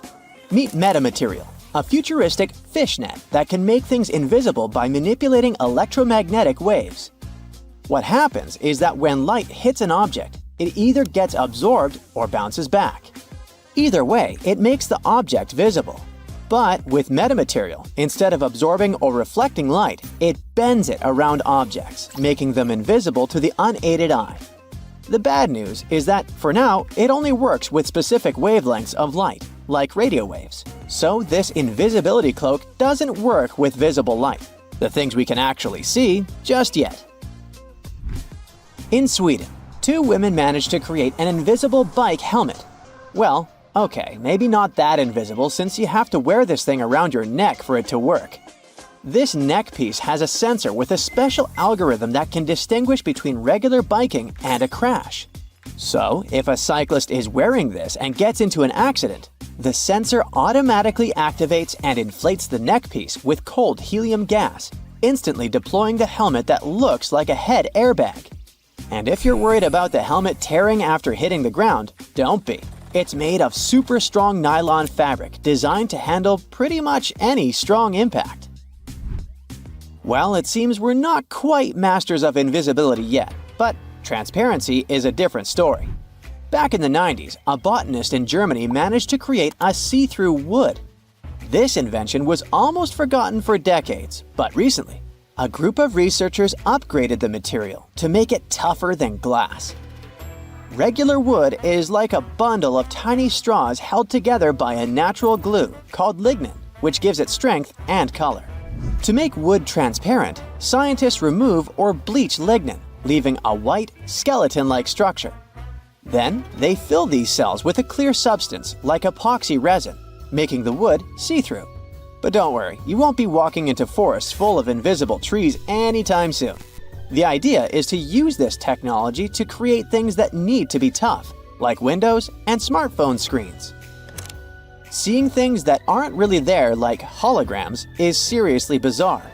This technology is basically like watching 3D images of real objects, but without the need to put on those old-school 3D glasses. To create a hologram of a flower, for example, you start by pointing a laser at a special mirror. This process will split the laser beam into two parts. One part bounces off another mirror, illuminates the flower, and then hits a photographic plate.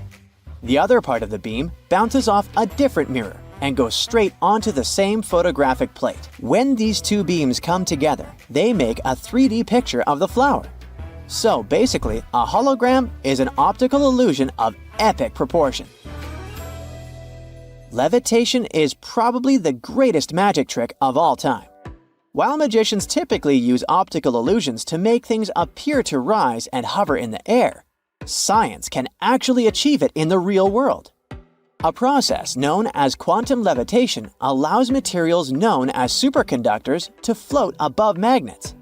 You see, these materials naturally repel magnetic fields, but some allow a few magnetic lines to pass through. This creates tiny vortices where magnetic flux can pass, helping the superconductor remain suspended, kind of locked in the middle of the magnetic field, defying gravity. Last year, outfits that changed colors and patterns right before our eyes went viral.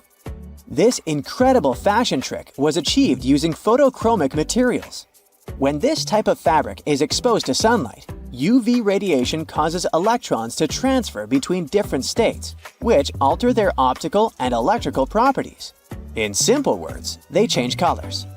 Since natural sunlight intensity varies all the time, the colors of the outfits also shift constantly. Unfortunately, the effect only lasts for about 3 minutes. Sure, you might wear something that changes colors, but would you eat it? I'm not talking about a banana ripening from green to yellow. I'm talking about chameleon, an ice cream made in a lab that tastes like Tutti Frutti and has a superpower. It changes color in your mouth. This treat shifts from lavender blue to pink upon touching your tongue.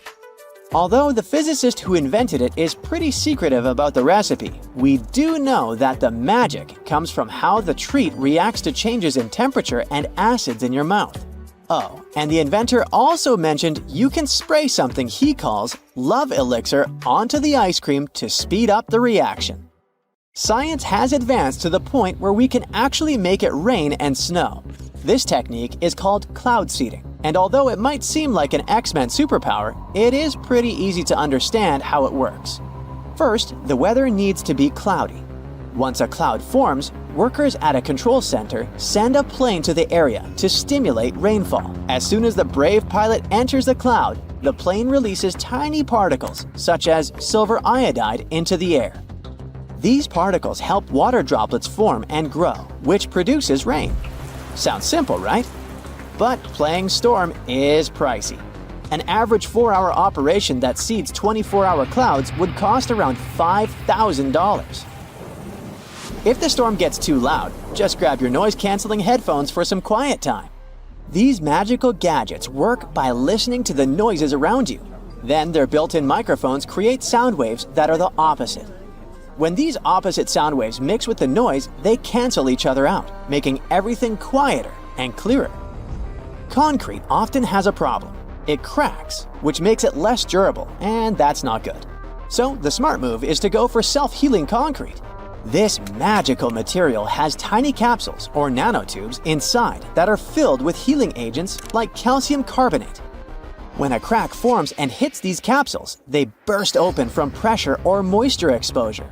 This releases the healing agent into the crack, where it mixes with things in the air like water or carbon dioxide to toughen up the concrete again. If you're planning to build a house, you should consider using a 3D printer. I know it might sound crazy, but nowadays it's completely possible to print an entire 500 square foot house in just 24 hours. It kinda works the same way as a regular 3D printer. First, you design the house plans on a computer. Then you send it to print. That's when colossal robotic arms come into play, laying down layers and layers of a special concrete mixture that harden as they go. Magic sand may look like an innocent toy, but it defies logic. I mean, it is sand that remains dry even underwater. But here's how it works. The sand is coated with a hydrophobic compound, which causes the grains to stick together and form cylinders when submerged in water. So if you put the sand in an aquarium, for instance, this compound will create an air pocket around the sand, keeping it completely dry. Talking about toys, did you have a boomerang when you were young?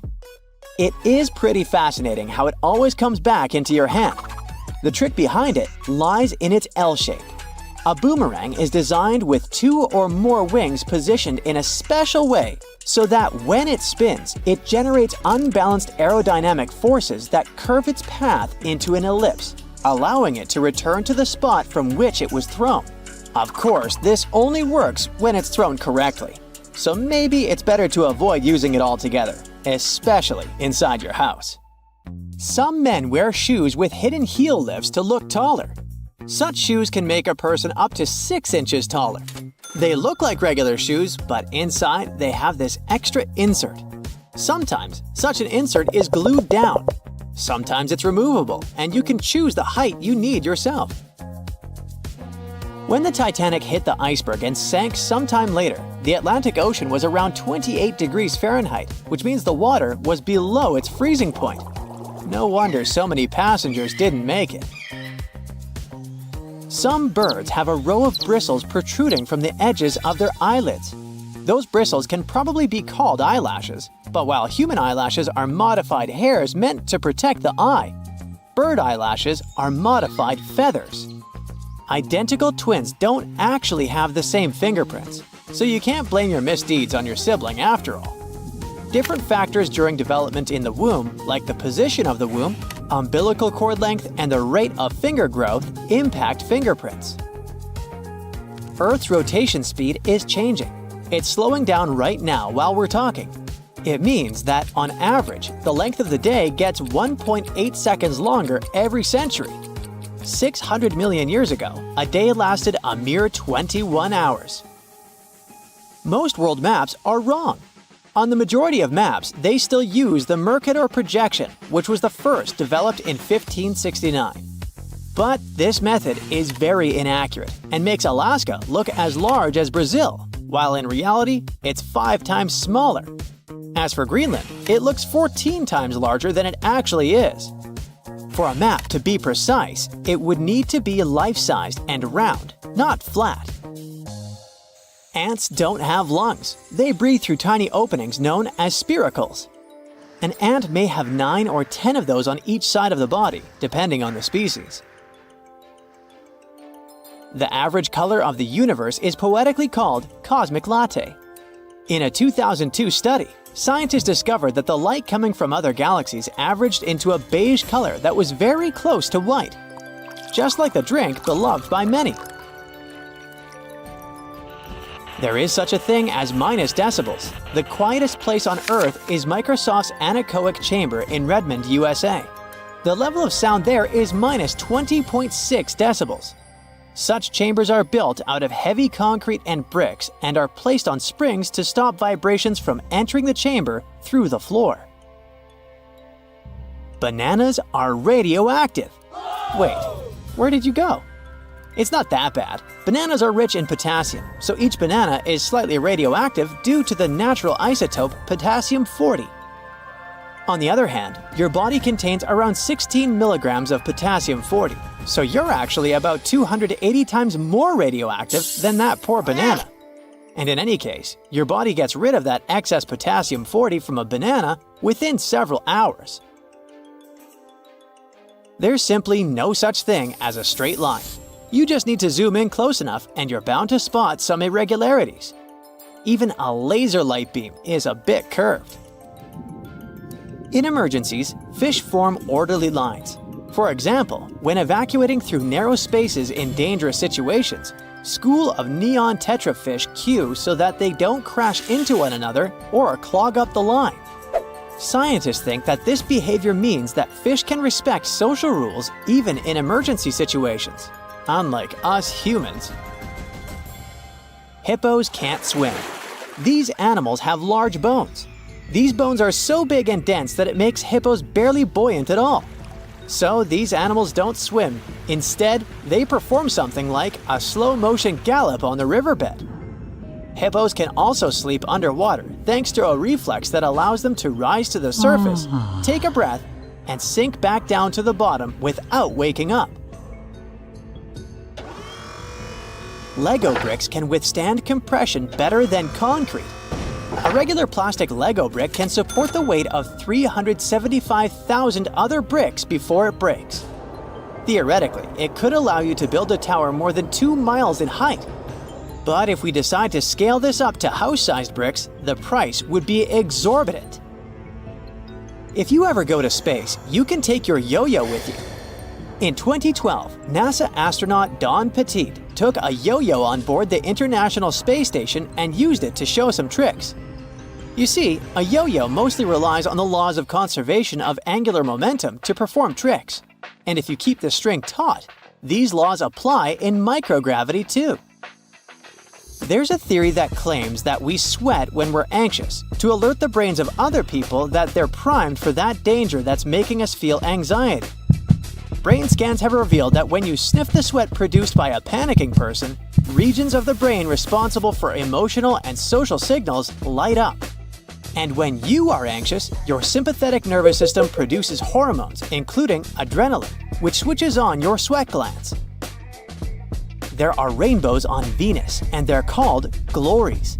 A glory looks like a series of colored concentric rings and is caused by the interference of light waves inside droplets rather than the process of reflection, refraction, and dispersion of light, which produces rainbows.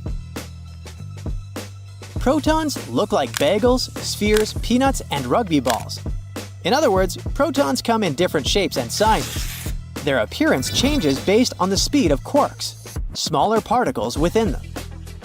If you look at the moon while being in the southern hemisphere, it will seem to be upside down, and the man on the moon will look more like a rabbit. You will remember more of your dreams if you sleep badly and wake up many times throughout the night. You're also more likely to remember your dream if someone or something wakes you up in the middle of it. Dogs tilt their heads while listening to people to pinpoint familiar words like walkies more effectively. It also helps them to understand the tone of your voice better. There's also an idea that if a dog doesn't tilt its head often, it's because it relies more on sight and less on sound. Mirrors facing each other won't produce infinite reflections. Each next reflection will be darker than the previous one, and eventually, they will fade into invisibility. Mirrors absorb just a fraction of the energy of the light falling on them, so the total number of reflections mirrors can produce is around several hundred. You can smell ants, since many species of these insects produce strong-smelling chemicals when they feel threatened or angry, or when they're being squished. Trapjaw ants release a chocolatey smell when they're crushed, and citronella ants give off a lemony odor when they're threatened. Giraffes hum when they want to communicate with each other. Researchers think that this low-frequency humming might be a form of contact call between individuals that have been separated from their herd. It can also help giraffes find each other in the dark. But the coolest thing about these magnificent animals? Some scientists think that they could sleep talk too. And a cool bonus story for you about a marathon runner who took over 50 years to finish the race. Japanese marathoner runner Shizo Kanekuri was selected as one of the 2 athletes that Japan could send to the 1912 Stockholm Olympics. But Kanekuri shockingly disappeared during the marathon race. It turned out that after a rough 18-day-long trip to Stockholm, first by ship and then by train, the man was exhausted. During the race, he stopped running because his condition simply didn't allow him to run further. The athlete stumbled into a nearby garden party where he drank orange juice and stayed for a while to recover. Later, Kanekuri was so embarrassed by his failure that he returned to Japan without notifying anyone, including race officials. So, Swedish authorities considered him missing for 50 years before finding out that he was peacefully living in his home country. In 1967, the athlete was offered the opportunity to finish his run. He accepted. 54 years, 8 months, 6 days, 5 hours, 32 minutes, and 20.3 seconds after he started the race, he completed the marathon. It was a long trip. Along the way, the man got married, had 6 kids, and 10 grandchildren. Here's how you can protect your bank card from potential fraudsters. Use a marker and cover the last 4 digits. You can also use a sticker that's easy to remove and place it over the security code. Have you had a house guest that didn't use a coaster? Get a hairdryer and hold it a couple of inches away from the stain. Blow it on medium heat for a couple of minutes to evaporate the watermark. If a faded ring remains, mix equal amounts of vinegar and olive oil in a bowl. Wipe it onto the marked area and rub it in until the stain disappears. Then wipe it off. Don't waste time scrubbing the burnt stains off the bottom of a pan. Instead, fill it with water and add 3 tablespoons of salt. Let it sit overnight as the salt dissolves the burnt marks, and in the morning, pour the water out of the pan. This way, it will be much easier to scrub all that grease off. Picture this. You're on vacation and your shirt has become all crinkled inside the luggage. You need it tonight, but the hotel doesn't have an iron. Don't panic. Hang the shirt up in the bathroom, and while you relax in a hot shower, the heat and moisture will unwrinkle your shirt. It won't be perfect, but it will get much better without any effort. The football is on, and it turns out you've run out of standard batteries. You can use a smaller battery instead that easily fits inside. Now take some aluminum foil and crunch it up. Fit it into the gap on the negative or flat end of the battery. All done. You can turn on the TV now. Once your flip-flops crack and the plug easily slips out of the hole, it's normally a sign that you need a new pair. But there's a way to extend their mileage. Push the plug back through the hole, then take a bread clip and attach it to the end. The clip will provide enough support for the plug to remain in place. You've received a package and the receipt is taped on. You've managed to detach it from the box. But how to separate the tape without ripping the paper? Hold both ends of the tape apart, and by pulling it slowly, the tape stretches and separates itself from the paper without tearing it apart. Ziploc bags are perfect to keep things dry, but it would be great if they were larger. Take 2 and turn one of them inside out. They can now connect and work as one large bag, big enough to protect a keyboard. There's no need to carry your keys in your hand when you go for a jog. Instead, put them inside your pocket, take a rubber band, then tie it around the pocket from the inside. This stops the keys from falling out. You've broken your key in the door. It's stuck. Great. Arranging for a locksmith could cost up to $100, but for a cheaper and quicker option, try using a hot glue stick. Heat the end with a lighter, and once it's warm enough to melt, push the glue into the keyhole. The melted glue will enter the available space, covering part of the key. Once it cools, it compresses and gains a strong hold of the key's end. Now, just pull it out. If you need to siphon liquid through a hose and want to avoid using your mouth, put one end in the liquid and hold the other upwards with your thumb closing the top. Now shake up and down. This jiggle motion pushes liquid upwards, a little each time. And once it reaches the top, lower the exit point and let gravity do the rest. You've left your keys locked inside the car. It's an older model with a roll-down window. You could get the coat hanger and begin the long process of finding the lock. Or use duct tape. Make about 20 2-foot-long strands. Stick them onto the window, allowing enough room for the tape to grab onto at the bottom. Then with a friend, take the ends of the tape, holding them together, and pull downwards. The force will allow the window to lower enough that you can unlock the door. While drilling long screws into hardwood, your old drill might not have enough power, leaving them only halfway in. Before the drill gives up, get a block of wax and scrape the edges of the screws with it. The wax works like a lubricant, melting as it gets warm and providing easy entry for the screw. You're out camping, but you didn't bring anything to light the barbecue. Take a small plastic bag that won't leak, fill it up with water, and close it tight, making a round bubble. Hold it over where you want to catch the light from the sun. The bag of water will work like a magnifying glass, starting up the barbecue, just as long as it's a sunny day. Missing a corkscrew or a cork breaking halfway? By using a stove lighter, heat the top of the bottle. The heat slightly expands the glass, and this forces the cork out the top. You've superglued your fingers again. Take some salt and pour it on top of your stuck fingers. Put your fingers into the water and slowly rub. The mixture will dissolve the glue and release you in no time. While hanging up a painting, it can be impossible to find that stubborn nail. Place a fork upside down and insert it so the nail is in between the middle fork teeth. The fork has provided a long arm that's separated from the wall, making it easier to slip the string of the painting over the nail. Once it's perfectly balanced, simply remove the fork. You need to put a cake into a container, but taking it out again later by lifting it up from the inside might ruin the cake. Put the lid upside down and place the cake on the lid. The base of the container is now the lid, making it much easier to access, slice by slice. Pour out water more efficiently from large jugs and bottles by swirling. This will make the liquid inside spin, creating a vortex. The vortex allows for the air to flow back into the bottle as the water pours out, much faster than the glugging alternative. There's an easier and less messy way to remove eggshells from a boiled egg. Once fully boiled, crack the shell on both ends by tapping them. On one end, pinch off the shell. Use the opened end to blow with your mouth. The force of air will push the flesh and expand the eggshell, forcing out the egg undamaged. When the hinges of your laptop break, repairing them can cost up to $300. A far cheaper fix is to buy a picture frame and tape it to the back of the screen. You've dropped a small piece of jewelry on the floor, seemingly impossible to find. Take a stocking and place it over the end of the vacuum hose. Give the area a good vacuum and check the end periodically. You will eventually find it sitting at the end. You've drilled a hole in the wall, but the drill hole is now too wide. Remove the screw and find an object that is slightly shorter and thinner. Pieces of plastic, small wires, paper clips, or even toothpicks are perfect. Place whichever item you find inside the hole.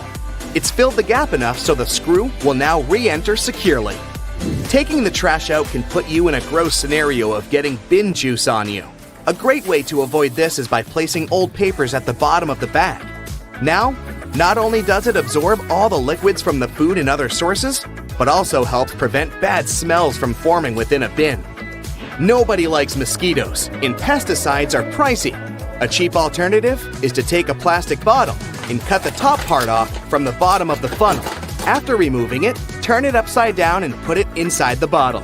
Mix 2 cups of warm water with 2 tablespoons of sugar. The mosquitoes will be attracted to the formula inside and become trapped.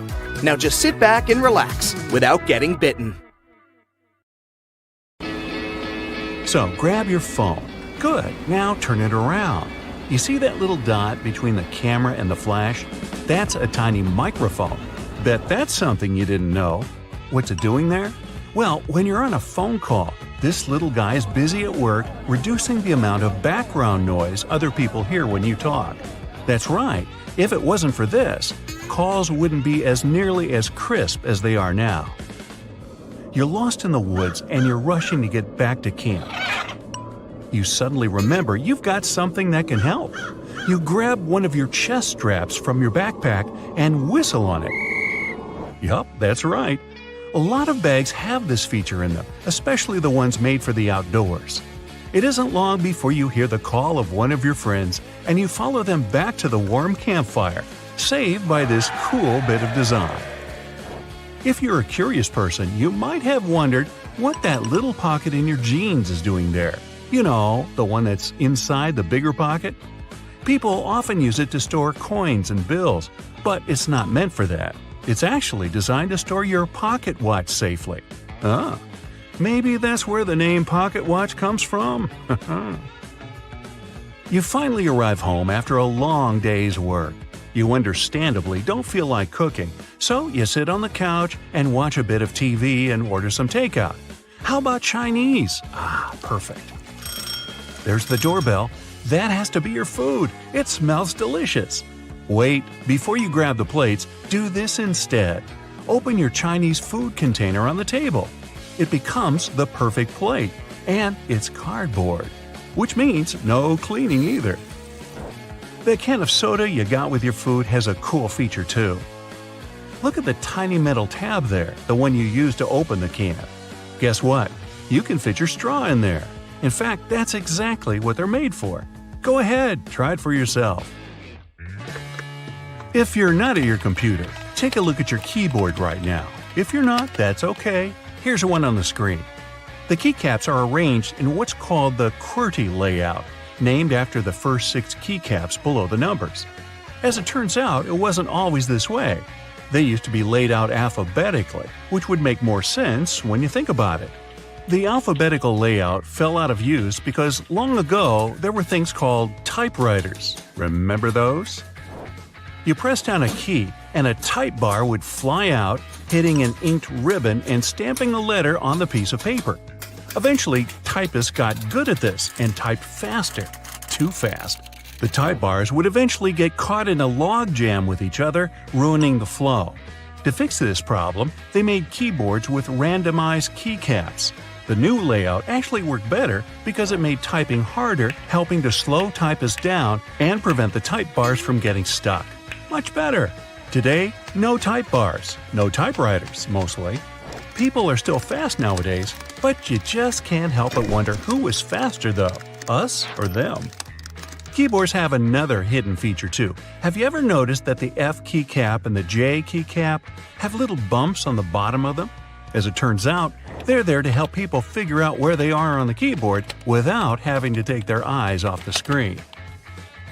Grabbing a takeaway cup of coffee at your favorite cafe might be just what you need to fully wake up in the mornings. When you get back home or to work, though, you might be afraid to stain your desk when you put the steaming hot coffee down. Worry not, your plastic lid isn't only good for keeping your coffee hot, it also doubles as a coaster. In fact, they're the perfect size to hold a cup. Try it for yourself. This one's going to come in handy if you're a home cook. If you're like me, you might have a bit of trouble deciding how much pasta you need for just one serving. Well, if you've got a pasta scoop, grab that. Most people don't know what the little hole in the middle is for and assume it's supposed to help with water drainage or something. It turns out that it helps you measure out a perfect serving. Just see how much dry spaghetti you can fit in the hole and use that as one portion. Out at the store buying coat hangers, you might notice that the plastic ones feel cheaper than the wooden ones. There's a good reason for this. Wooden hangers are made out of cedar wood. The big difference between the two is that the wooden ones repel bugs and moths. They're stronger and last longer too, perfect for things that might stay in your closet for a long time. When you brush your teeth, you might have noticed that your toothbrush has blue bristles.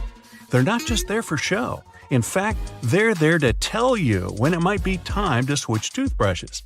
These bristles lose their strength and color when the brush has been worn down, letting you know that it's time to get rid of it. Microwaves often look a bit like mini TVs, especially ones where you can clearly see the black film around them. This is actually a really important feature that's used to keep the radiation from slipping away. They're called Faraday cages, if you want to get technical.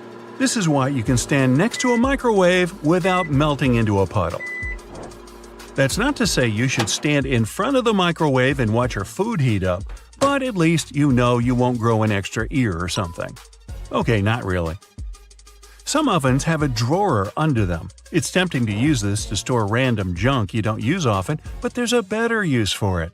Instead, this should be used to help keep the food that's waiting to be served hot. You can take it out of the oven and store it right in this drawer, keeping your oven free for you to carry on cooking. Now, you're on a plane looking around trying to pass the time before takeoff. When you examine the window, you notice it has a little, very tiny hole on its bottom. Don't worry, it's not broken. It's there to relieve the pressure that builds up over time as the plane goes up and down. It also lets the air flow through it. Now, raise your hand if you've ever ridden on an escalator and scrubbed your shoes on its bristles. Hey, I'm guilty of doing that, maybe more than I should.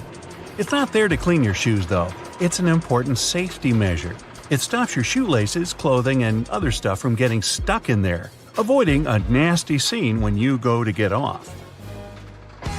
Sometimes a piece of fabric comes with your new clothing. It usually comes along with the extra buttons in a little plastic bag.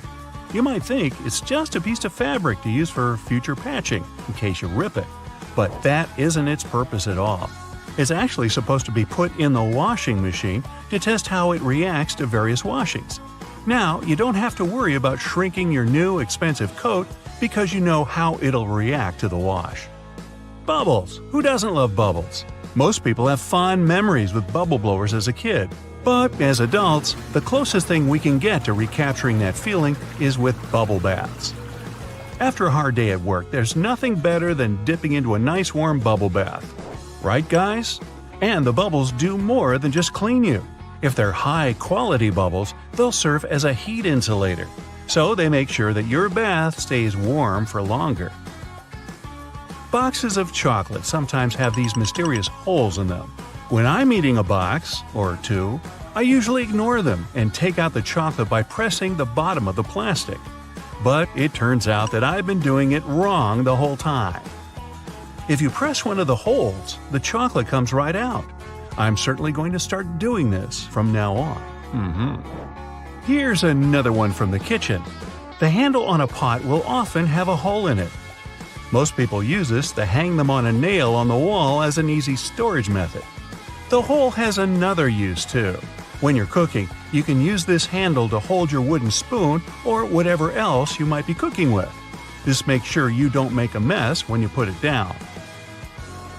Glass bottles usually come with a cap in them. Well, duh. Otherwise, the liquid would just spill. In this cap, there's a plastic liner that seemingly has no purpose, right? Wrong. It's a seal. No, not a seal. A seal. It's the kind that helps keep your drink fizzy. Just the refreshment I needed. A lot of doorknobs are made out of brass, and it's not by chance. They're made out of this specific material because it's bacteria's worst enemy. That's right, it destroys them. Perfect for those who want to keep a clean house and avoid germs. Hey, you want a fish? So, you hungry, but not quite ready to eat a 3-course meal just yet? How about some instant noodles instead? The water's boiled, your tummy's rumbling, but there's a problem. The styrofoam cup's broken and the noodles are exposed.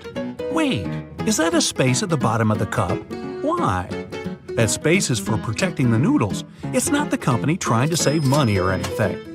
Notice how the ramen in cups is hardly ever broken, but the one in the packet comes out looking like a mess? This technique is called a middle suspension. The noodles are packed in tightly to stop them from getting crushed in the delivery truck. It's not just about the noodles looking nice and long. It also helps those tasty noodles soften more easily. Now, morning breath isn't the best. Luckily, there's an easy way to get rid of it. Yeah, it would have been easy to think that mouthwash was invented for, washing your mouth. Well, mouthwash was originally invented and sold as a floor cleaner. It was sold to hospitals as an antiseptic for years. It never really took off. Some genius in marketing rebranded it as a mouthwash, and the rest is minty fresh history. So, after you've cleaned your teeth, just remember, rebranding can be pretty powerful. It's hard to imagine a world without the internet these days. No streaming, no online games, or pictures of cute little kitties. Yeah, that's not what it was designed for, but who cares, right? The prototype internet was called ARPANET, or the Advanced Research Projects Agency Network. This machine was very sensitive. To stop anyone from turning it off, some clever scientists stuck a piece of paper on it with these powerful words: "This machine is a server. Do not power it down." It was written in red ink. Hey, nice touch. Having your professor scribbling in the margins of your notebook isn't exactly new, except that margins weren't designed for that. They're rat protection. Back in the day, rats would nibble on paper all the time. So if you wrote something on the edge of the paper, it ended up inside a hungry rat. A couple of well-placed lines stopped your best answers from getting eaten. Hey, I can't finish this pizza. Time to cover up those leftovers. Luckily, I have plenty of plastic wrap. A little tug, and the roll just jumped out. Prison break! If you look at the wrap's home, the long, thin box, there's a special little feature that can help you. A cardboard tab on each end. Push them in, and the roll's not going anywhere. Strange that I've never seen them before. It's lunchtime. I'm feeling like a California roll today. Seaweed, rice, cucumber, avocado, and crab meat. Or is it? It's actually imitation crab meat. It's basically cheap white fish blended with sugar. The fish mixture is then heated and pressed into shape. Yummy! That's maybe why it's called the hot dog of the sea. Nah, I just made that up. Your microwave has a secret we've all seen, but never paid attention to. That black mesh you see on the door is a Faraday cage. It stops the electromagnetic energy, or the microwaves, from escaping. And cooking you, too. That's how it heats up your food so quickly. Every microwave has to have one, and they all vary in quality. This Faraday cage can even stop signals from your phone, which I guess is useful. Hey, you don't need your popcorn to stop popping in order to take a call, do you? Airplane mode's a bit easier, though. Ever taken an IQ test and realized you're Einstein-level smart? Me neither. The median IQ is only 100, plus there's very little evidence that Einstein ever even took the test. In the beginning, most people thought the tests were too vague to be helpful in any way. The test was designed for children who needed help with their studies. Later, they realized it could be adapted to identify intelligence, but it was never originally designed for that. Hey, never pop bubble wrap, you're missing out. And, you guessed it, it was never meant to be popped or used in the way we use it today. It was invented as a new textured wallpaper. By sealing two shower curtains together, they created the first bubbles. The idea never really took off, obviously. After failing as wallpaper, it discovered its true meaning in life. It could protect sensitive items. When the first computers were being shipped, bubble wrap was there to help. Imagine a house with bubble wrap wallpaper in every room. Best or worst thing ever? Hey, leave me a comment below. If you owned one of the biggest companies in the world, selling one of the most known products on the planet, how would you keep your company's secret a secret? The formula for Coca-Cola isn't patented. The first recipe was, but when they made changes, no patent ever went through. The secret formula is still only known by a few people at the company. Not only that, but not even Coca-Cola's rival wants the recipe. In 2006, a disgruntled employee tried to sell off the secret, but it didn't work. Hey, take a look at your brand new mattress. Do you see the "Do Not Remove Under Penalty of Law" tag? Wow, that thing looks pretty serious. Good news though, the tags aren't meant for you. They're aimed at the mattress seller. 100 years ago, mattress makers used to create the filling with basically anything. Animal hair, old hospital beds, or clothing. Then strict laws stopped old hospital beds from being used. Their mattresses were filled with germs. Now, on a rainy day, Play-Doh is something everyone can make at home. Mash up some flour, water, salt, food coloring, and wham! Any creative person is amused for hours. Cheap, clean, non-toxic, the perfect modeling clay. But it was never made for that. This stuff was originally for cleaning up walls in the 1930s. That's because people started going crazy for wallpaper, which you couldn't use soap and water on. Eventually, Play-Doh had to find a new home. Now, have you ever finished a lollipop and noticed a hole in the stick? This hole isn't just for show, or to make a musical instrument with after you're done. It's there to keep that tasty sweet treat from falling off. While the candy's still hot, it's poured into a mold. As it hardens, the candy flows into the hole and creates an anchor. Oh, not into lollipops? How about good old American gummy bears? Unfortunately, they aren't American at all. They're German. A German company started making them in 1922. The original name was Gummy something something. Anyway, they got the inspiration from real dancing bears at live shows. These treats eventually made it all the way around the world. Hey, ever wondered what those little bumps were for on the F and J keys on your keyboard? These little raised ridges are to help your index fingers be in the best possible spot for lightning-fast typing. Keeping those fingers on F and J, it makes it way easier to reach all the keys, especially if you don't look at the keyboard. Now, everybody loves a Slinky. If you've ever watched one of them strut down the stairs with groovy music in the background, congrats, you're definitely a YouTube fan. People of all ages loved it when it came out, which is crazy because it was never meant to be a toy at all. It's a spring. It was originally designed to stabilize sensitive nautical devices on ships. Nothing fun about that at all. Until that amazing day when one of them fell off a table and danced its way into our hearts. After many experiments, the new and improved Slinky was born. Give that team of scientists a medal. Now, that little pocket on your jeans wasn't designed for loose change or keys. It was originally made to store your pocket watch. You don't have a pocket watch? How is that possible? They were all the rage in the 1890s. But that's not all that makes your old pair of jeans interesting. Look around the pocket areas. You'll see rivets sticking out. No, they're not some cool fashion idea from the past. These rivets serve a very crucial role. They help protect the sensitive areas of the jeans that get the most wear and tear. Back in the day, most people wore jeans to do hard manual labor, so they needed to be tough. If those guys back then saw you paying $100 for a pair of ripped jeans, they'd probably pass out from shock. If you look at it on the street, you'll think a fire hydrant is about 3 feet in height. But the actual size of the device used to provide water supply to firefighters all over the world is twice as large. That is, if you count the rest of the hydrant, which is hiding underground. They're mostly red, and it's not just a matter of urban design. First of all, they need to be of bright, easily noticeable colors so firefighters can spot them fast when they need to.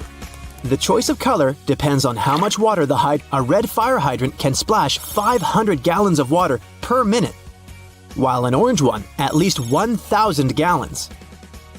Green ones mostly process 1,500 gallons of water per minute, and the most plentiful ones colored blue can generally contain over 1,500 gallons. Hey bowling fans, isn't it super annoying when your bowling ball gets cracked? Turns out that most of them get damaged because of incorrect storage or spikes in temperature. Now come on and face it, since it's already cracked a bit, aren't you curious what's actually inside the bowling ball? 'Cause I sure am. Let's have a look. They mostly make the inner core of the ball of powdered metal oxides, like calcium or iron oxide. They mix them with some resin and catalyst to harden the whole mixture. So that light bulb shape you now see inside of the ball is actually its heaviest part. It also influences how your bowling ball rotates when going down the lane. The same goes with spray paint cans. When you shake it, it makes a weird noise. But what is that thing in there? It's called a pea, and it's meant to hold the paint mixture in place and maintain its shape. They generally make it out of plastic, metal, or ceramic. It basically acts as a whisk to make sure your paint is well mixed together before you apply it to your surface of choice. Ever wondered how soda bottles keep that refreshing fizz for that long? Well, they have a little plastic ring fastened to the lid. They place it there to keep the gas from escaping and making the soda go flat, even if you shake it around in your bag the whole day. Speaking of things we use on a hot summer's day, wait, don't put your baseball cap on just yet. Take a look at it for a minute, and you'll notice there's a small button on the very top. Is it functional, or is it just there for the sake of design? Way back when people started using fabrics to cover their heads, some say the button was actually functional. Since it's on top of the cap where the fabric panels come together, the top button helps keep the cap crown in one single piece. Now, with recent advances in fabric and pattern design, the button is more of an aesthetic feature. It's used to cover up the joint point of the fabric panels. Your cap might not have a button at all, but don't you think a cap actually looks better with one? Cotton pads have two sides, and if you take the time to look at them carefully, they're actually different in texture. Just in case you've ever wondered why, the textured side is for applying makeup, and the even side is for removing it. Bookworms, this one is for you. Dust jackets that come with a lot of hardcover books are not just meant to make your book look pretty, they also double as a bookmark. Just fold the pages you've already read underneath the inside of the jacket, and voila! Next time you reach out for your favorite shirt, take a look at the top buttonhole. It should be stitched horizontally, and all the other ones are vertical. Turns out that the dress shirt was designed this way since the first and the last buttons were the first ones to unbutton throughout the day. They then changed the direction of the buttonhole to ensure the shirt would stay nice and fitted before you're ready to take it off. These days we have so many variations of this awesome dessert that it's hard to imagine we've ever lived without it. You can find different types of cookie dough ice cream or even chocolate chip cookie cake basically everywhere, but the famous cookie wasn't actually invented until 1930. The story goes that a woman named Ruth Graves Wakefield was preparing some chocolate cookies as she was waiting for some guests to arrive. She soon figured out she was out of baker's chocolate, a crucial ingredient for the classic cookies. To fix things up, she chopped up a block of semi-sweet chocolate, thinking it would eventually spread out evenly throughout the batter, given the heat of the oven. Things didn't necessarily go as planned. But hey, it's great they didn't, because this is how she invented this modern dessert we now can't get enough of. And speaking of popular snacks, the potato chip is even younger than the chocolate chip cookie. Well, at least historically. There are many stories trying to explain how it was invented. One of them goes like this. A chef named George Crumb, based in New York, put the chips together in 1953. He decided to try a different cooking solution when one of his customers didn't have nice things to say about his French fries. He said they were too thick and kind of mushy. Then, Crumb came up with potatoes that were thinly sliced and fried until brown. People absolutely loved the dish, and they welcomed the first ever batch of chips with open arms. Ice cream, anyone? If the story is true, back in 1904 at the St. Louis World's Fair, one ice cream shop owner ran out of cups to serve his dish. So, he fashioned a waffle into the shape of a cone, and the rest was history. Okay, I'll admit it, chewing gum-like treats have been around since the ancient Greeks. So this one isn't particularly a revolutionary discovery, but the actual gum we buy today wasn't there until the late 1800s. An American inventor named Thomas Adams wanted to mix together different chemicals to create rubber. He tried and failed, for that matter, to play with chicle for his experiment, but ended up fashioning this neat treat. They still use chicle to this day to produce most chewing gums. Back in the 1800s, there lived a man named Jean-Baptiste Joly, who worked in the fabric industry as a textile maker. How he came up with this next invention that we use a lot these days has less to do with him and more to do with his maid. The story goes that the woman accidentally knocked a kerosene lamp over onto a tablecloth. Instead of getting upset over the damaged fabric, Joly noticed that the substance actually made the material cleaner. Figured it out yet? Yep, that's how the idea for the very first dry cleaner popped up. A very neat accident, if I do say so myself. Now this one I loved. Did you know matchsticks were initially called friction lights? Or at least that's how their inventor, a chemist named John Walker, called them back in 1826. He scraped a stick coated in chemicals across his hearth, totally by accident one day, and realized that they ignited and created a spark. Initially made out of cardboard, they were then made using wooden splints and sandpaper. Back in the 1940s, a man named Harry Coover stumbled upon a chemical formulation that seemed to stick to everything it touched. The scientific community at the time didn't look much into it, as the formula didn't seem to have many applications back then. It wasn't until 1951 that he looked a bit more into the formula and decided to repurpose it, along with a fellow Eastman Kodak researcher named Fred Joyner. They gave it a proper full name. But you must know it by the shorter version: super glue.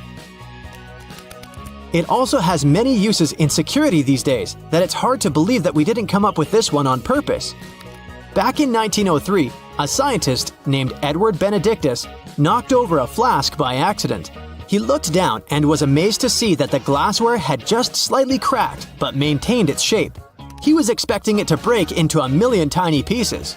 Curious about this hidden feature, he looked into it and figured out what was keeping the glass together was a substance coating the inside of the glass.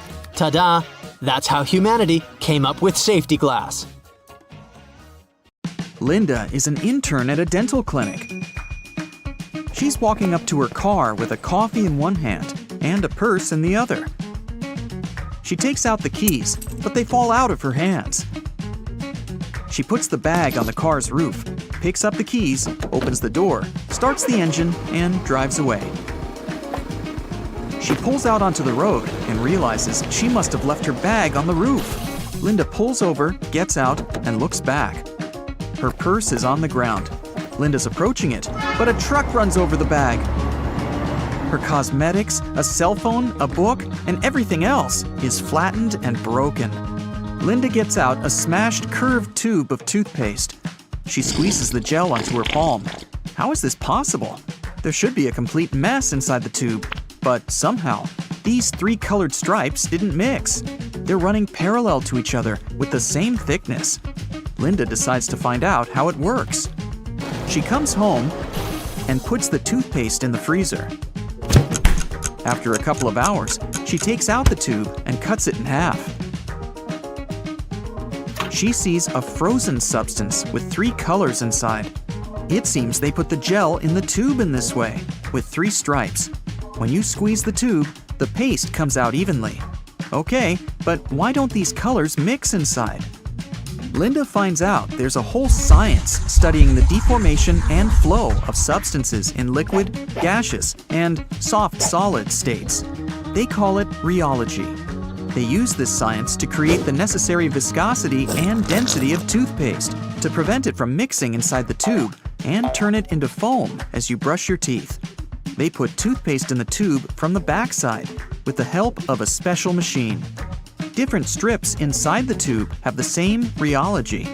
Under uneven pressures, they retain the same thickness and flow. When at rest inside the box, these strips have a more voluminous shape. But when you squeeze them, they get thinner as they approach the nozzle. They're released at the same speed and consistency, no matter how hard you press. The toothpaste regains the thickness after being pressed. It's like a marshmallow that returns to its shape after you've smashed it. Some dental companies equip their product with a small cylinder connected to the nozzle inside the tube. They fill the pack with white paste and put a small amount of 2 colorful gels on the sides of the cylinder. As you're squeezing out the toothpaste, it's passing through both sides of the cylinder and pushing the colored gel out of the container. Then, all of it comes through the nozzle in the form of 3 stripes. There are a lot of different patterns of toothpaste.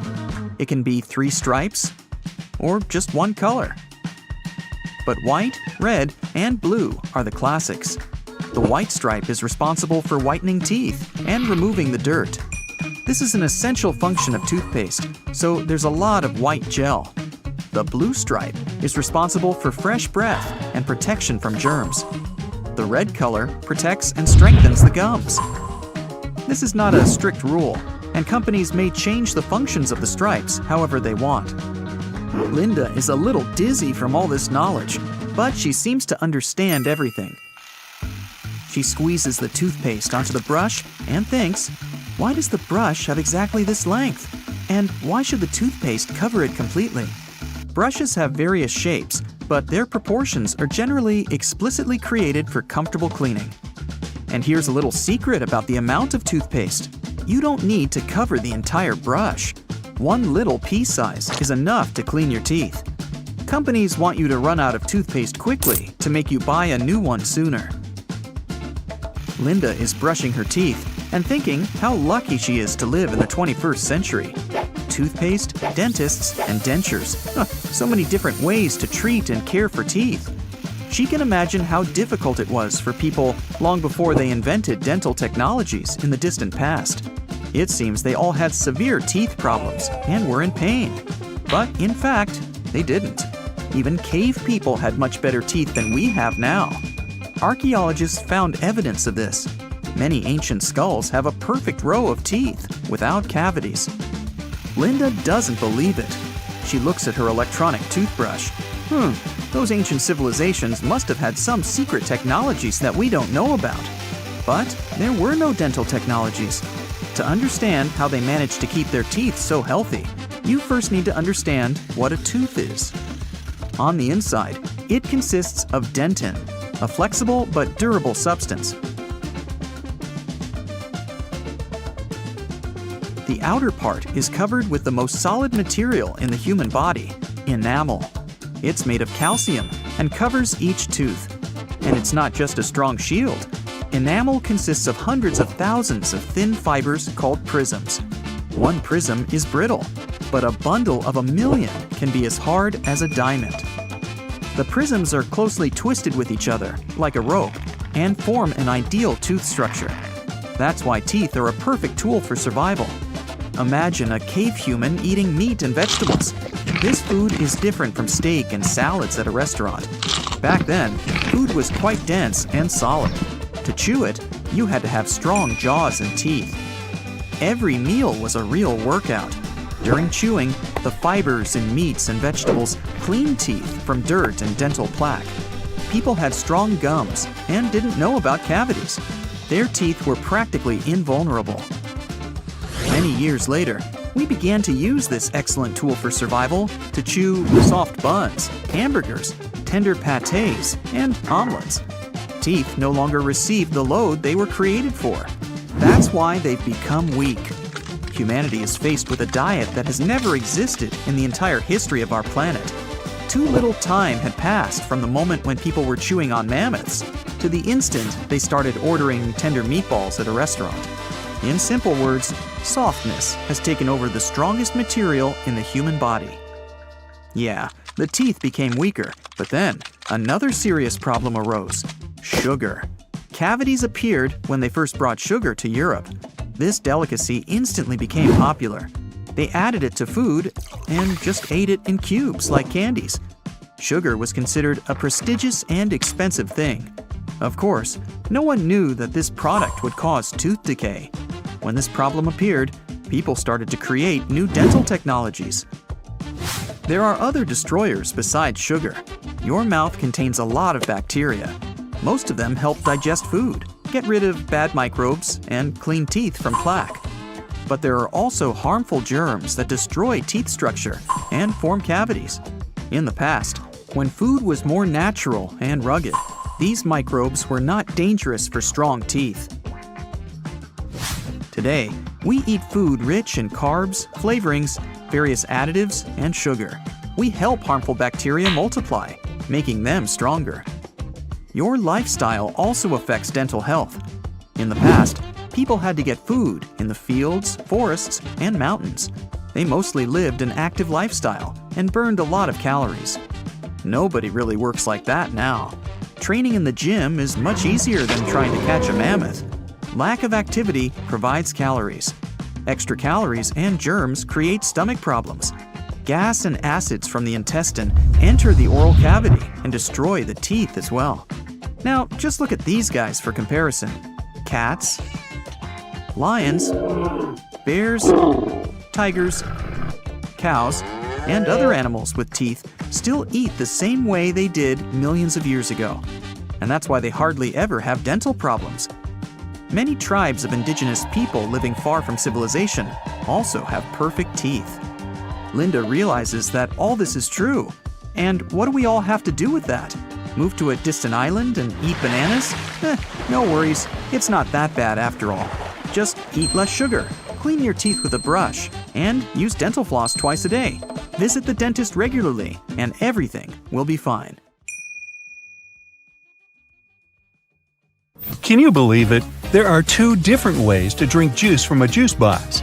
The first way is the default one, and the second is the flip the straw over so that its shorter side sits at the bottom of the box. Using the first method, you may have difficulty getting the last sips of liquid because the straw can't reach all the corners properly. Some straws have their bottom corner sharper than the top. It's deliberately designed that way to pierce through the seal. That's why some people believe the right way to drink juice is the conventional one. Now let's continue with straws. Do you know there's a correct way to use a straw while drinking from a can of soda? So, you're about to have some Coke. You pop the tab open, then you put a straw in the can. Now you need to make a constant effort to keep the straw steady. See this hole in the top? Yeah! Turn the pop tab around and put your straw through the hole. It'll serve as a straw holder. No need to be annoyed by the tipping straw. So, what's the best way to eat a cupcake? Turn it into a sandwich. Step 1. Peel off the paper wrapped around the cupcake. Step 2. Carefully divide the cake into 2 parts. Step 3. Put the bottom side of the cupcake on top of the frosting. This is how you eat a cupcake like a pro. Okay, another quick word about cakes. People generally use kitchen knives to cut cakes into 2 parts. But you can use dental floss. Take a piece of floss and wrap it around the cake horizontally. Hold the ends tight with both hands and pull them in opposite directions. There you go! Now you have an evenly cut cake. Smooth, huh? You can use floss to cut through a cake vertically, too. This way, you'll reduce the chance of messing up the frosting. Do you use your fingers to dip your Oreos in milk? Try using a fork. Stick it between the wafers vertically and dip the cookie in milk. Well, you try it. I'm sticking with my fingers. Been doing it all my life. Hey, call me a rebel. You put your food in the microwave. The plate is hot and the upper part of the dish is steaming. You start eating. Oh no, not again. Your meal hasn't heated evenly. If you want your dish to be equally warm, arrange it in a donut shape and leave an empty spot in the center. The middle part of your dish takes longer to heat up. By the time the center warms up, the edges might be overheated. Sometimes you need to microwave 2 bowls of food at the same time. In this case, you can try placing the second bowl on top of a cup. This will give you a free space for the second bowl. Creative solutions for small microwaves. Now, better to secure the cup first though. Cleaning the splashed food will take more time than using this method. To save space, you should roll your clothes instead of folding them when packing. They don't get creased when you roll them. Plus, they take less space this way. Okay, we might as well continue with another packing trick. After rolling your clothes, pack them in your suitcase vertically, not horizontally. Your clothes will fit better into the bag, and you'll have more room for other essential stuff. Drinking iced coffee is a great way to cool your body on a summer day. Sadly, the ice cubes start to dilute the coffee pretty soon, changing the taste of the drink. To avoid this, you can freeze some coffee into ice cubes beforehand. This way, your iced coffee won't get watered down. It turns out that taking a shower too often isn't good for your hair. Experts say you should wash your hair 2 to 3 times a week because overwashing can result in extra oil in your hair. Do you know there's a correct way to fit salami on a toast properly? Yeah, there's a geometry problem. Toast bread is square, but salami is mostly round. You can, of course, do it in a traditional way, by putting 2 slices next to each other. But then the edges of your sandwich won't have any filling. All you need to do is to cut the slices in half. Next, you line the straight pieces with the sides of the toast. You get 4 slices covering the entire piece of bread. Most people peel bananas starting from the top, but this way you squeeze the fruit. The best way to peel a banana is to start from the bottom. Hey, take a closer look at monkeys. Apparently, they figured this out a long time ago. Do you want to have more space in the closet where you store your cleaning supplies? Then this one is for you. You can hang spray bottles on a clothing rod. It's convenient. You can find those rods online or in stores. This way, you'll keep your cleaning sprays organized. Also, this method leaves more cupboard space for other cleaning supplies. There's a right way to hold a burger. Grab it with both hands. Now, place your little fingers at the bottom next to your thumb for extra support. You want to cross out miswritten words? You can draw a line on top of them, but in most cases, you can still read the words. Instead of scribbling some lines, just write a bunch of random letters on the top of the word you want to cross out. Problem solved. What is the best way to cut crusty bread? By turning the loaf upside down. The underside of the bread is usually softer than the top, but try not to squeeze the bread too much. The traditional way to drain pasta is to place the colander in the sink. After that, you drain the water and put your pasta back in the pan. But this method isn't the most effective. Sometimes, pasta gets into the holes of the colander. The second option is less difficult. Place the colander into the pot, and while holding them together, drain the water. This way, you don't have to move your pasta from the pot. This trick works best if your colander fits your pot. If you don't want to buy several colanders, you can still use this method, but you should be more careful during the draining process. Now, does your freezer ever spoil food? You put ready meals and groceries in the freezer. 2 weeks later, you'll open it only to find your food freezer burnt. There are 2 reasons for this. First, you stock your freezer with too much stuff. Overloading can block the vent. Then the air inside the freezer won't circulate properly. The second reason might be the wrong temperature. The recommended freezer temperature is 0 degrees Fahrenheit or a bit lower. Now, what's the best way to hold a steering wheel? Most people clutch it at 12 o'clock, 2 o'clock, and 10 o'clock. This is not very safe, even if you have 3 arms. For those of us with just 2 arms, the proper way to grab the wheel is to put one hand at 3 o'clock and the other at 9 o'clock. It means placing your hands where the joints are, in case you need to give way to airbags. Holding the wheel differently prevents them from fully inflating. Toblerone is a fancy chocolate bar, but did you know there's a correct technique to break off pieces of this chocolate? Just push the triangle you want to separate toward the rest of the bar. Who would have thought? Pringles are another hard-to-eat but delicious thing. While trying to dig a piece out of the can, don't shove your whole hand in there. Instead, use a sheet of paper. Fold it lengthwise and slide it into the can. Then gently pull it out, together with Pringles. Now you have a tray of crispy goodness. Ladies and gentlemen, please welcome our special guest today, the garbage bag. Canadian inventors created this irreplaceable household item about 70 years ago. Today, it comes in a huge variety of shapes, colors, and sizes. And if you think it can only serve one basic purpose, I have a big surprise for you. It can even prevent you from unwanted communication, but more on that later. What if I told you that you've been using your garbage bags wrong your entire life? If you take a closer look at it, you'll probably notice that the seam is inside out, and it's not by accident. In fact, you're not supposed to shake up the bag to open it.